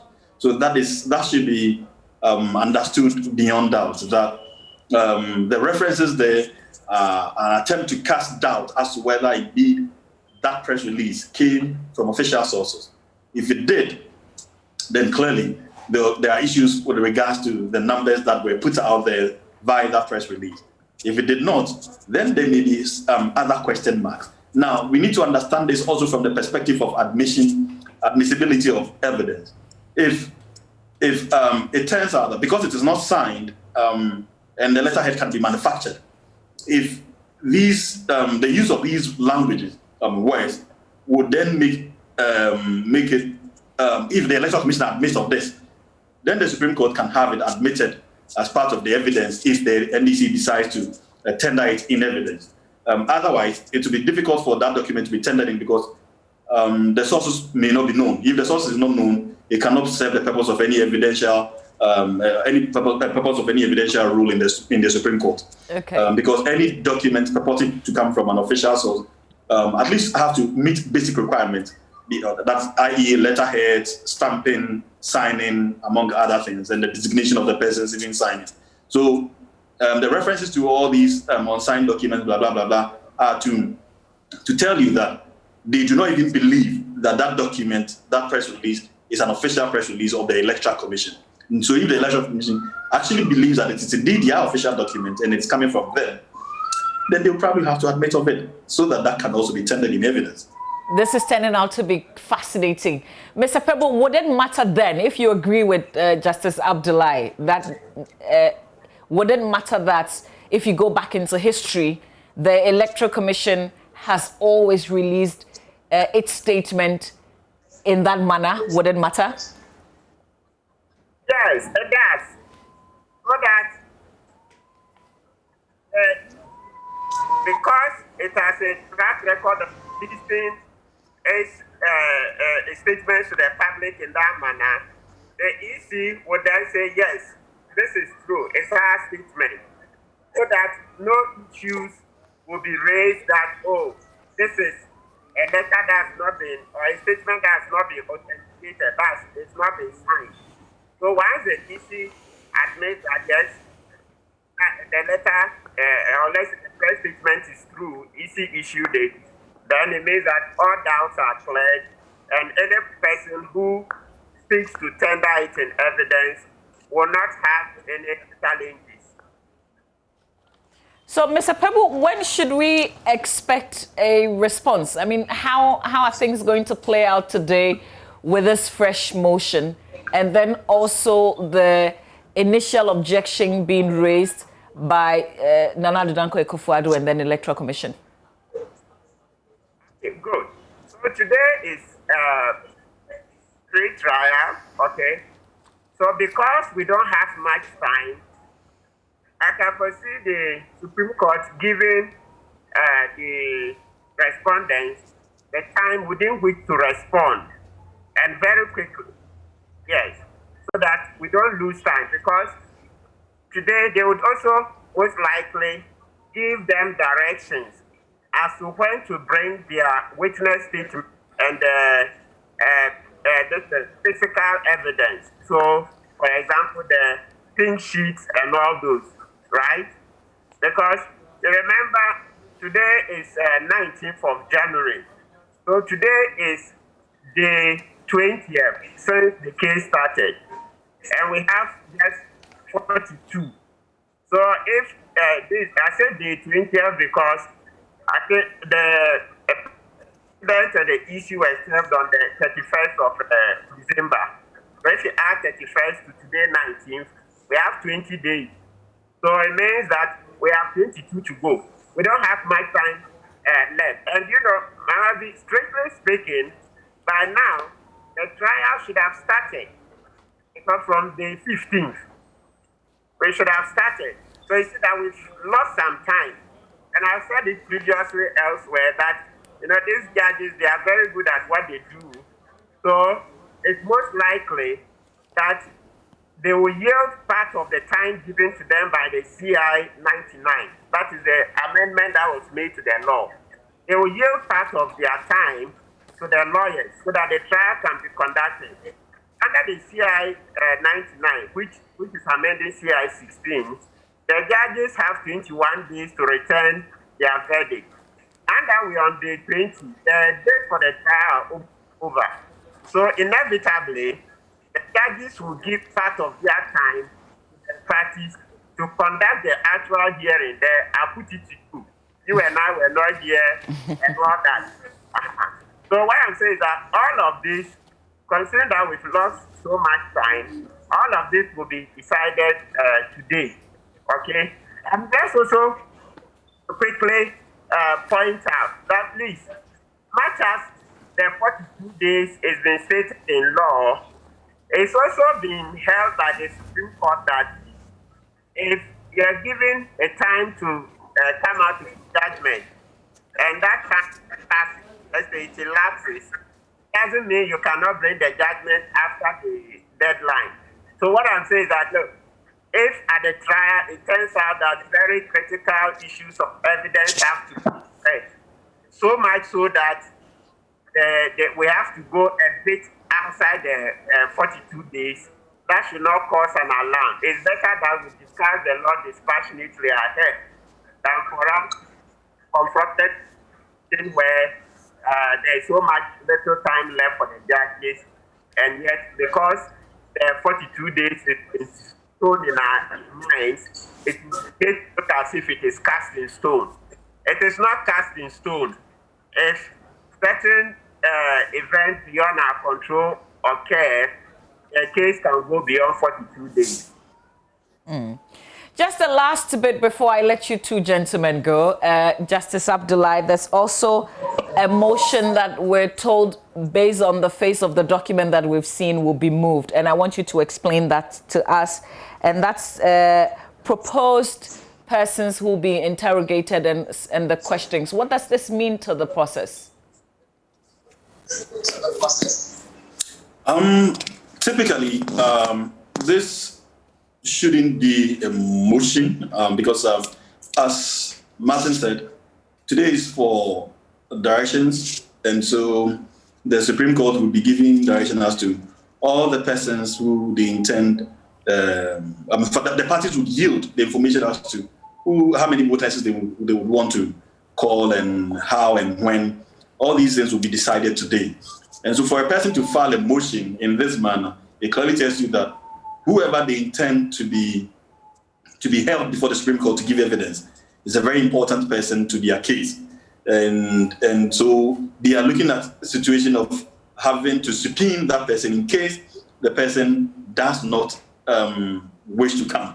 And so anytime you find a motion in this manner, there's a possibility of a subpoena being issued to compel the person that they wish to be in the box, but who doesn't want to be in the box for whatever reason. The person may not want to come. And so the party who intends to rely on that person's evidence to his benefit will naturally have to go through this process of subpoenaing him.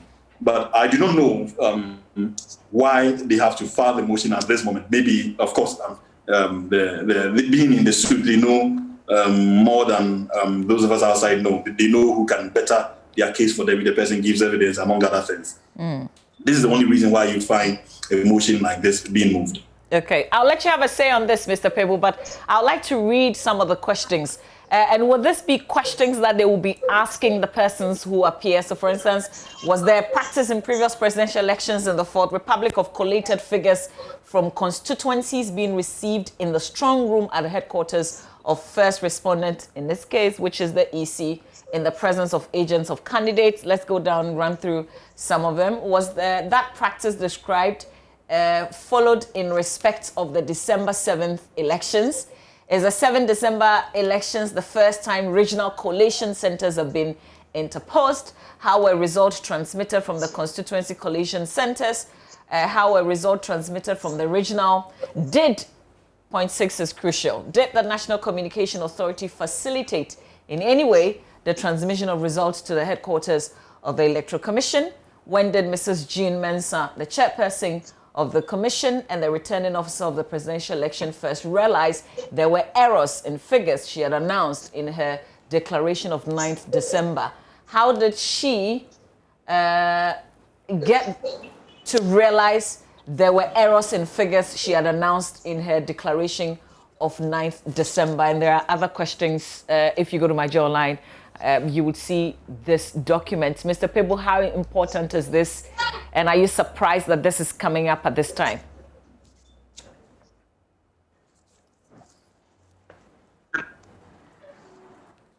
Probably, once again here, the key word to watch out is that it is a question of strategy.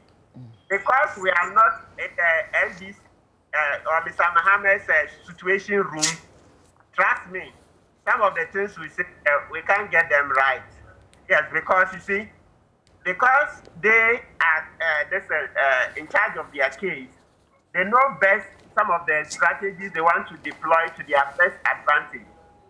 On the face of it, as I stated earlier, we can only see that, yes, it is to make sure that the trial is confined, it's narrowed, so that there can be a fast trial. And then, as I also stated, to make sure that they discredit the EC. But beyond this, there can be other reasons that we can't see. Because as lawyers, when you are in charge of a case, there are so many other reasons for which you file processes. So at this stage, I take it that, look, once they put this on paper, they consider that very, very, very important to their case. And so we will grant them that opportunity. Is this a case that you sit back and watch on television, or even though you're not one of the lawyers, you sit in the courtroom and follow through, Mr. Pebu? Obviously on television, because the Supreme Court is small. I mean, the courtroom, it can't accommodate all lawyers. So I prefer to follow on television, and most especially radio, because you want to be multitasking and working alongside. Okay. Yeah, so it's fine. But it's very commendable that the Chief Justice granted the request to make for live telecast of the proceedings. And Mr. Pebble, it didn't quite grant that request because it said that it had already decided. Yes, when I mean request, you remember before not necessarily from Mr. Mahama, but I know on some of these platforms we had started requesting long before Mr. Mahama's team brought the formal application.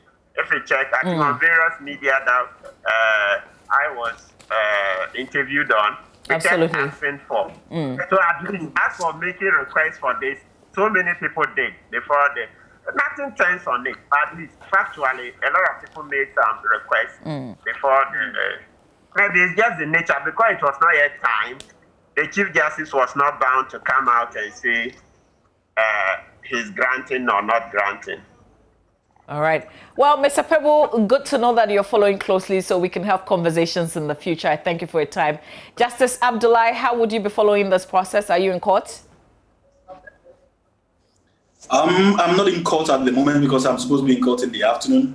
But naturally, we would all be following because I maintain my position that every case that goes to the Supreme Court is as important as for a lawyer and a law student, and indeed every judge, because it is the tool of your trade. Whatever the outcome is, would determine how your life gets shaped going forward. And so you cannot really waste it away if there's a matter going to the Supreme Court. Indeed, that is why lawyers would always buy the law reports coming from the Supreme Court and other places because of their singular importance.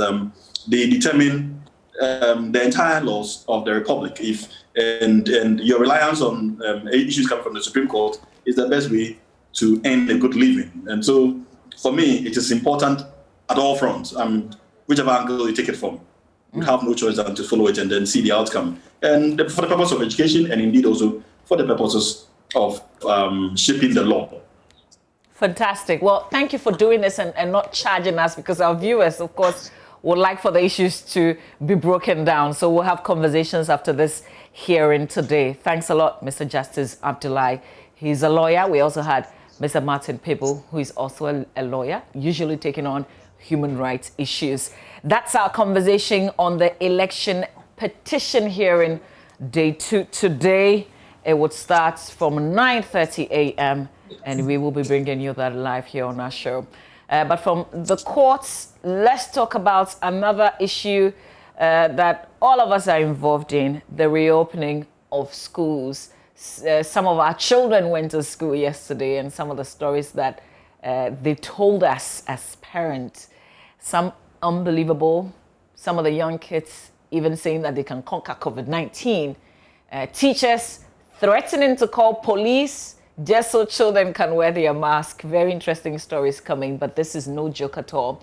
We would find out in terms of how the protocols are being adhered to in schools. We will do a round trip across the country with our correspondent. That will be after this here on the M Show. Stay with us.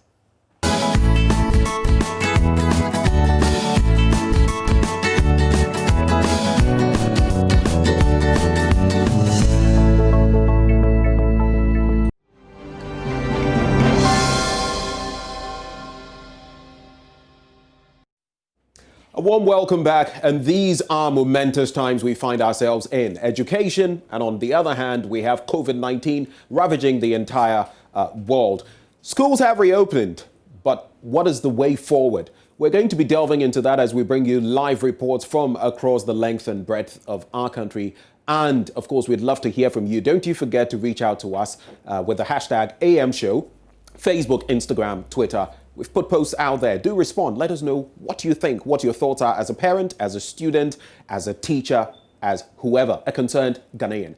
And to kickstart the live reports we're going to be bringing you, we join Kweku Asante, who is at the Kutubabi cluster of schools now, and he's going to be bringing us up to speed on what exactly has been transpiring there. Don't you forget, yesterday, the little tour we took shocked all of us because, in fact, a lot of them were not wearing the mask. Kweku Asante, take it away from there. School just reopened and Kotobabi Providence School is in full flight. You can see a number of students just reporting to school with their parents, and the staff members are also around just in time enough to be able to check these students and ensure that they are adhering to the protocol. The president, in his Sunday address to the nation, that is the 22nd address to the nation, noted that he is expecting and is counting on students and teachers as well as parents to play their role in ensuring that their wards and their students are paying attention and protecting themselves from COVID-19. Schools have just resumed. Schools were actually supposed to resume 15th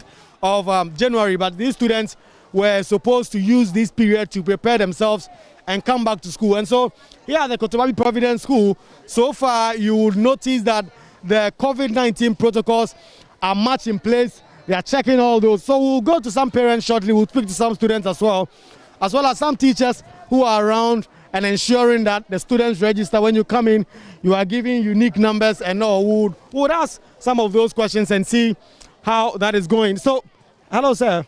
Hello, sir. Hello, sir. Please, can we have a word with you? Okay, so just this man, as you can see, checking the temperatures, ensuring that before you are able to enter the compounds of the school, your temperature has already been taken, and that you are wearing your masks and all. So this woman of Providence School Limited here, JHS, here at the Kotobabi, ensuring that students are going through all these formalities and ensuring that they are very much safe. And you can see there, wear your nose mask, no face mask, no entry. A lot of inscriptions all around here where they are taking the students' temperature. They just take your temperature.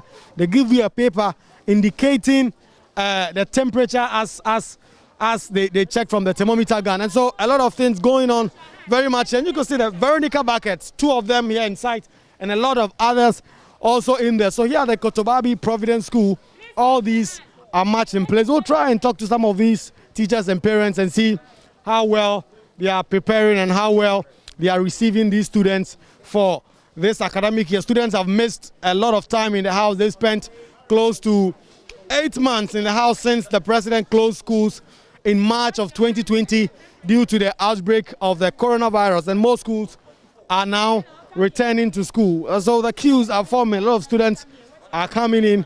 Let's talk to some of the parents who have come around. So, hello, madam. Let's take a word with you. Are you a teacher here, please? Okay, so far we've realized that you guys are ensuring that the students are going through all these protocols. Have you had any challenges so far? Yes, yesterday I had an interruption with a parent who said she has bought a lot of face masks and she's wasting time on face masks. So she wouldn't take a new face mask from me. So I asked her to stand by. He said he's coming to pay school fees. And I said, then you come tomorrow. He said, because of school fees, I don't want the money. I said, I need the money, but protocol must be observed. So I had a little challenge with him, but God be the best. We are moving on. Right. So do you anticipate, these are little children, do you anticipate that you're going to have problems ensuring that they put on their mask at all time? And what measures are you putting in place to ensure that these students wear their masks throughout and they pay attention to all the protocols? Well, looking at yesterday, for instance, especially KG2, KG1 students, I went to the classroom and somebody said, my friend has removed the face mask and he has stepped on it. So I need to give him another one, who is on my course. I have to pay another one. Going around, wear your face mask. Some have taken us as a lie. They will put it here and they will come. I said, wear your face mask. Some will be like, but we are having a lot of challenges. We went around yesterday to ensure that the face mask must be put on, especially the parents.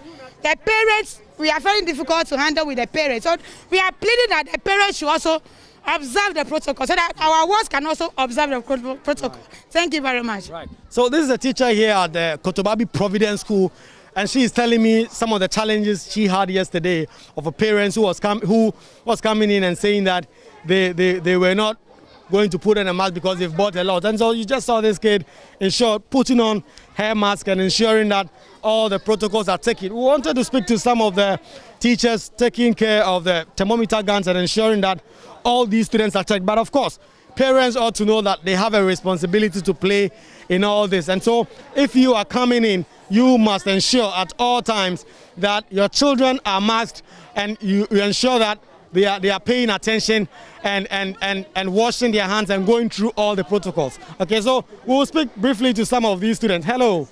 Please, what's your name? Nazifa. Nazifa, you've been home for a long time. How excited are you to be back to school to see your friends? I'm thinking good. Yeah, good. Please put on your mask, okay? You have to put on your mask at all points, okay? So Nazifa here, quite excited, feeling good about the prospects of returning to school after 8 months and over of being in the house. As all these kids, quite excited. Hello, come around. Please, what's your name? Damien, put on your mask. How excited are you to be back in school? Are you excited to be back? Yes. What class are you? Class 6. Class 6. Okay, that's good. Okay, so steady hard, okay? And always put on your nose mask and ensure that you are paying attention, you are washing your hands, you are taking a thermometer, you are taking your temperature, okay? Okay, so Damien, excited about the idea of coming to school, putting on his mask, and taking his, getting his temperature check. Let's go in. Let's try and speak to some parents. You just see at the office the teachers and the officials of this school trying to ensure that all their kids are masked up and the temperature is being taken. Let's go up here where some parents and some staff members are here. Hello. Please, are you parents or you are teachers? Your parents. Okay, so far, have you had any challenges since you've been here? No. You don't have any challenges? No. But how safe do you think your child is coming to school at this point in time? That is my worry for now. So what will you be doing about that?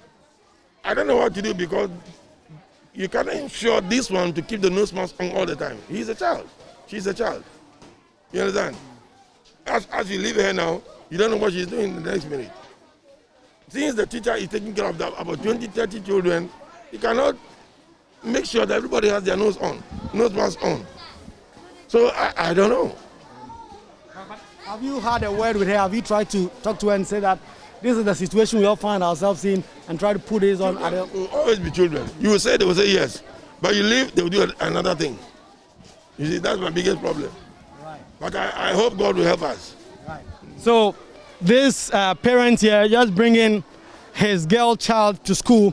She is telling us about his worries, about the idea that these are kids, and although you can talk to them and say that you must do this, you must do that, the moment you leave them, then they probably do something else. But they are hoping that the Almighty God, as well as the teachers here at Providence School, will ensure that the children are always masked up and the children are paying attention to the COVID protocol. So there's a shop here where there are enough masks on sale.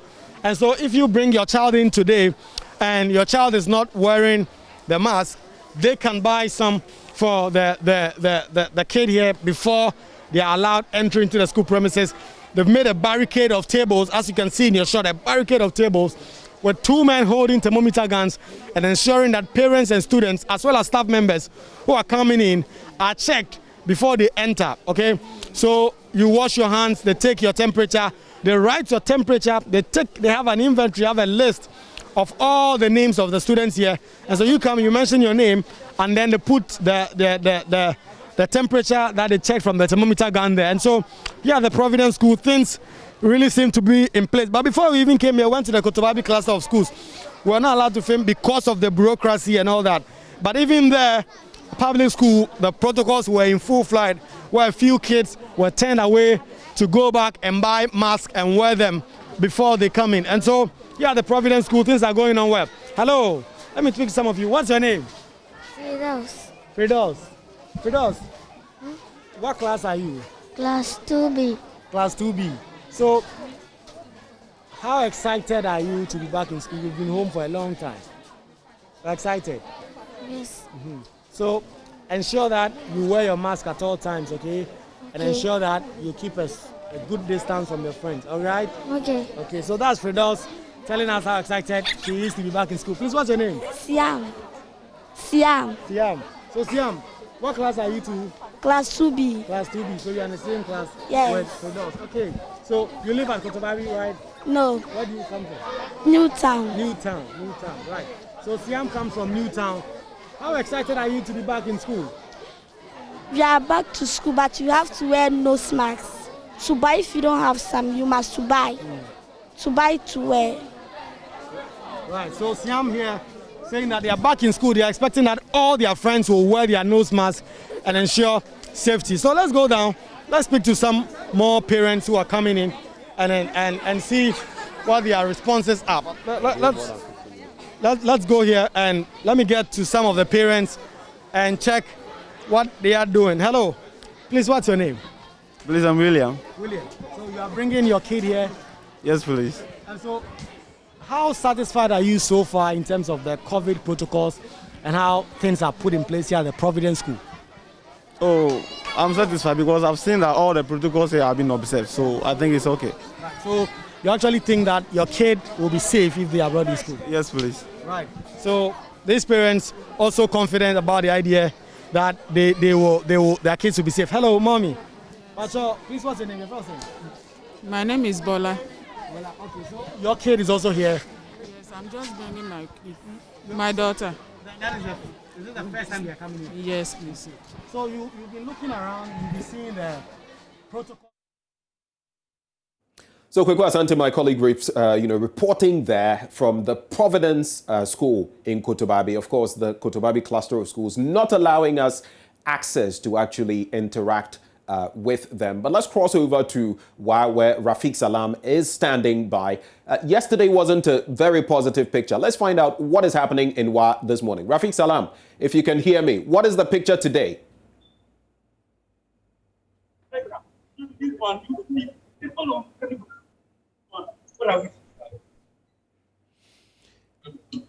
It appears the connection with Rafiq Salam is not the best, but at least from what we're seeing today, some improvement on yesterday. I was indicating that some think tanks have indicated that for them, they would want a cessation to this entire reopening process to allow for the Ghana Education Service to actually facilitate access to PPE, among other things, in the different academic institutions. But it is rolling ahead. So all we can do is ensure that adherence is actually taking place from the perspective of parents, from students' perspective, and from all of us, even outside of these institutions. We're also trying to connect with you. Some of you have been sharing your thoughts with us on social media. We'll try to actually put that out there. But most of all, we're all being very cautious and expecting the highest of standards as our schools reopen. So we're working to reconnect with Rafiq Salam and our other correspondents that we're actually going to bring on board. Rafiq, if you can hear me now. Rafiq Salam, can you hear me? Okay. So we're still going to try to reconnect with Rafiq Salam. Sometimes the Zoom connections are tricky. We'll see what the phone lines will bring to bear on this specific subject. But to all of you watching this morning, of course, the reopening of schools, educational activities can't come to a cessation owing to, COVID-19. But even as we reopen schools, the point is, how do we stay safe? I'm sure you've followed in recent times how some teachers, for example, have perished with regard to COVID-19. So we're trying to avoid all of that. But Rafiq, what can you report from WA as it stands now, today, and adherence to the protocols? Okay. Today, I can report to you that the situation is better here in the Upper West region. Just behind me, you can see two trucks from Tobinka entrance, and they are carrying several tons of hand sanitizers to be given to the Upper West Directorate of the Ghana Education Service. So the situation in the Upper West region today, I can tell you that it's far better. So Rafiq, the situation you say is far better, but have you been to any specific institutions today? Yesterday, you went around some of these academic facilities. Have you been by any of them today? And what really have you seen as of this point in time? Yesterday we reported that close to about 99% of the pupils were not wearing nose mask when we visited schools like War Model, Tindamba, and then other class of schools in the municipality. But today I can report to you that the situation is better. Most of the students or pupils are adhering to the COVID protocols, and so that's why I report to you that it's even far better. But they told me that at least they are still waiting response from the GES, and then they will bring the nose masks and hand sanitizers. And so like I reported to you that it's good news for them that their trucks filled with these hand sanitizers coming into the region. So the situation in the schools is far better as compared to yesterday. So the citizens, I mean, those in on the back of the reopening of schools and all of that, how have they been responding? I mean, as parents and all of that, because yesterday we had some of these students coming and claiming that their parents had not given them masks to wear, had not provided masks for them. What is the understanding now? Are parents still waiting on government to provide masks before their children mask up? Is there any further sensitization in that respect, an improvement in terms of the approach? You know, it's their belief that yesterday it was really a snack, they hit a snack because they expected government to provide these hand sanitizers, the nose masks and whatever. Once government failed yesterday or delayed in providing these items, some of the parents are forced to take their hands into their pocket to get these items to their house. But speaking to most parents, they were really worried about the situation yesterday, and because they are saying that it's not all of them who can continue to afford for these kids to be in school. And so today, they are really elated that at least government somehow has made them halfway. Rafiq Salam reporting there from Wa. Thank you for bringing us up to speed on developments in that part of the country. We're going to connect now with Cassandra Chum Ampofu, who's the PRO for the Ghana Education Service.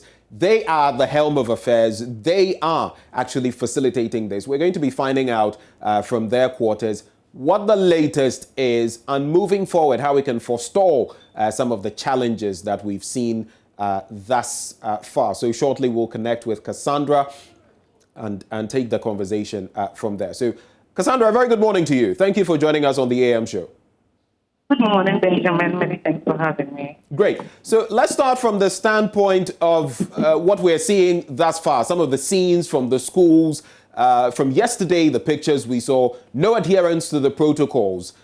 What exactly were the measures put in place before the reopening of schools from the standpoint of the GES? And did you foresee this happening?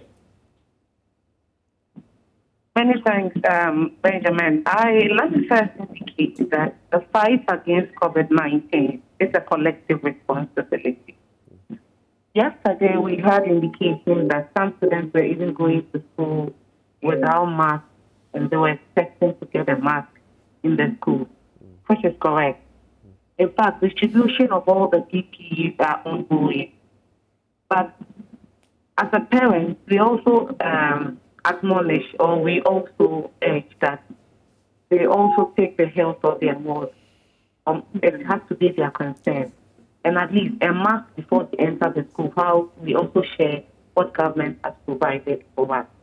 Yes, we have put all the necessary measures in place. And yesterday, from the schools that we picked up something, we have engaged with the directors and the teachers there that they have to be involved in ensuring and supporting the students to observe the protocol.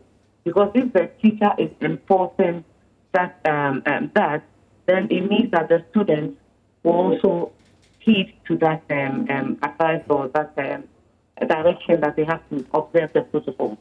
So for us, the PPEs are ongoing. In fact, it has gotten many of the schools.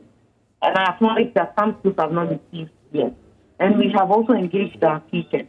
But we just had pockets of issues, and we are hoping that moving forward, the teachers will also help, and then the parents will also help that if their children are coming out of the house, they ensure that they put on their mask. Now, Cassandra, I'd like to find out from you. I don't know whether the lessons have been learned properly, because we've had some 9 to 10 months when these students have not been in school. Going back to school, the thinking was that we would have the PPEs ready before the schools would be reopened. I know now that some of them are being supplied. Our, correspondent in WA just mentioned that. I know, for example, in other areas, the Laboni secondary or senior high school is one of those points. But why did we not have them ready before the reopening of schools to forestall all of this? Benjamin, let me say that, we recall the third and then the second year. There are some of the schools that already they have some, there's even buffer in the district. So what we are currently doing is a top-up. When the third year went, something like Veronica Barker distributed, the second year who vacated in December, we also sent, And so we are talking up. And the schools, I mean, the number of schools that we are dealing with are large. And looking at the tax conveying the PPs and all of that. So they are ongoing, and I'm glad that your report has indicated that it has touched base in their various districts, and we are hoping that where it hasn't gotten to, it would reach there as soon as possible. But again, what we are also advocating is that let us all get involved in ensuring that these students are safe. We will do our best when they get to school, but parents also have a responsibility in ensuring that at least once your ward gets out of the house, you tell him or her to mask up and to observe the protocol. We come, and then when they get to us, we also support them. What are your expectations, Cassandra, with regard to timing? How long do you think it's going to take to ensure that every academic institution that is operating currently has the necessary, complement of PPE, if you'd like? How long is it going to take? Today is Tuesday, and so we are hoping that by the close of this week, all PPEs would have reached the various schools in the country. And then the sanitizers and masks would have reached all the over 10 million students that's both private and public that we are hoping to share. Now, some of the reports we've got have been very worrying. In terms of supervision, what exactly is the Ghana Education Service doing? What have you been up to thus far? And what do you plan doing in coming days and weeks as schools have reopened to ensure compliance with the necessary protocols, to ensure that even the PPE is actually being distributed? What are you going to do to ensure that? Hello? Please, can you hear me? Cassandra, I can hear you. Can you hear me? No, I think I lost you wrong. I didn't really get your question. So can you hear me now? Yes, I can. Great. I am just asking, what in terms of supervision is the GES going to be doing to ensure compliance? You distribute the PPE to the schools. How do you ensure that they're actually using them as they ought to? Yes, of course. And so as I speak with you now, I have just gotten to Nima Classroom Schools with my bosses and then including the unit support. We have dispatched all our officers into the various regions and communities, including districts and weeks, to monitor and to go and check what is happening in the school. So just like we did for the first and second week course, that's the third years who went to write their final exams and the second years who went to complete their semester. We just didn't sit in our offices. We distribute the PPEs, and then we follow up to ensure that indeed the PPEs have gotten to the schools and they are being used by the students and the teachers. I am at Nima Pasha right now as I speak with you. And the same thing. Here to observe my first day at school, and again to ensure that the PPEs and everything have been monitored and then the students are in their mask and doing the right thing. And so we do monitor and we'll continue to monitor. Right. Cassandra, right before I let go of you, there's something else that yesterday struck me. It appears in some communities that you may call a little deprived, while the schools have reopened, observance of the protocols, even among teachers, might be a bit of a worrisome situation. Is the GES observing some of these? I remember, scenes from Wale Wale yesterday, and it didn't paint a very positive picture. Is the GES identifying any of such areas that could become hotspots for the virus and maybe putting in more effort to help such institutions? Absolutely. So it all boils down to monitoring and then supervision. So these areas I personally had, those that I saw on TV and those that your colleagues also engaged me on, I had to quickly get in touch with the district directors to tell them that these particular teachers must be up and doing there. We have asked our teachers to support them to observe the rules. And so if you go to a particular school and there are teachers and then you don't find them supporting the students, then it becomes worrying. And so these spots that we have seen or we have identified, yes, we pick them up, we will engage, and when we get other places, we will engage the district directors to engage the heads so that they step up their monitoring and they support them to observe the rules.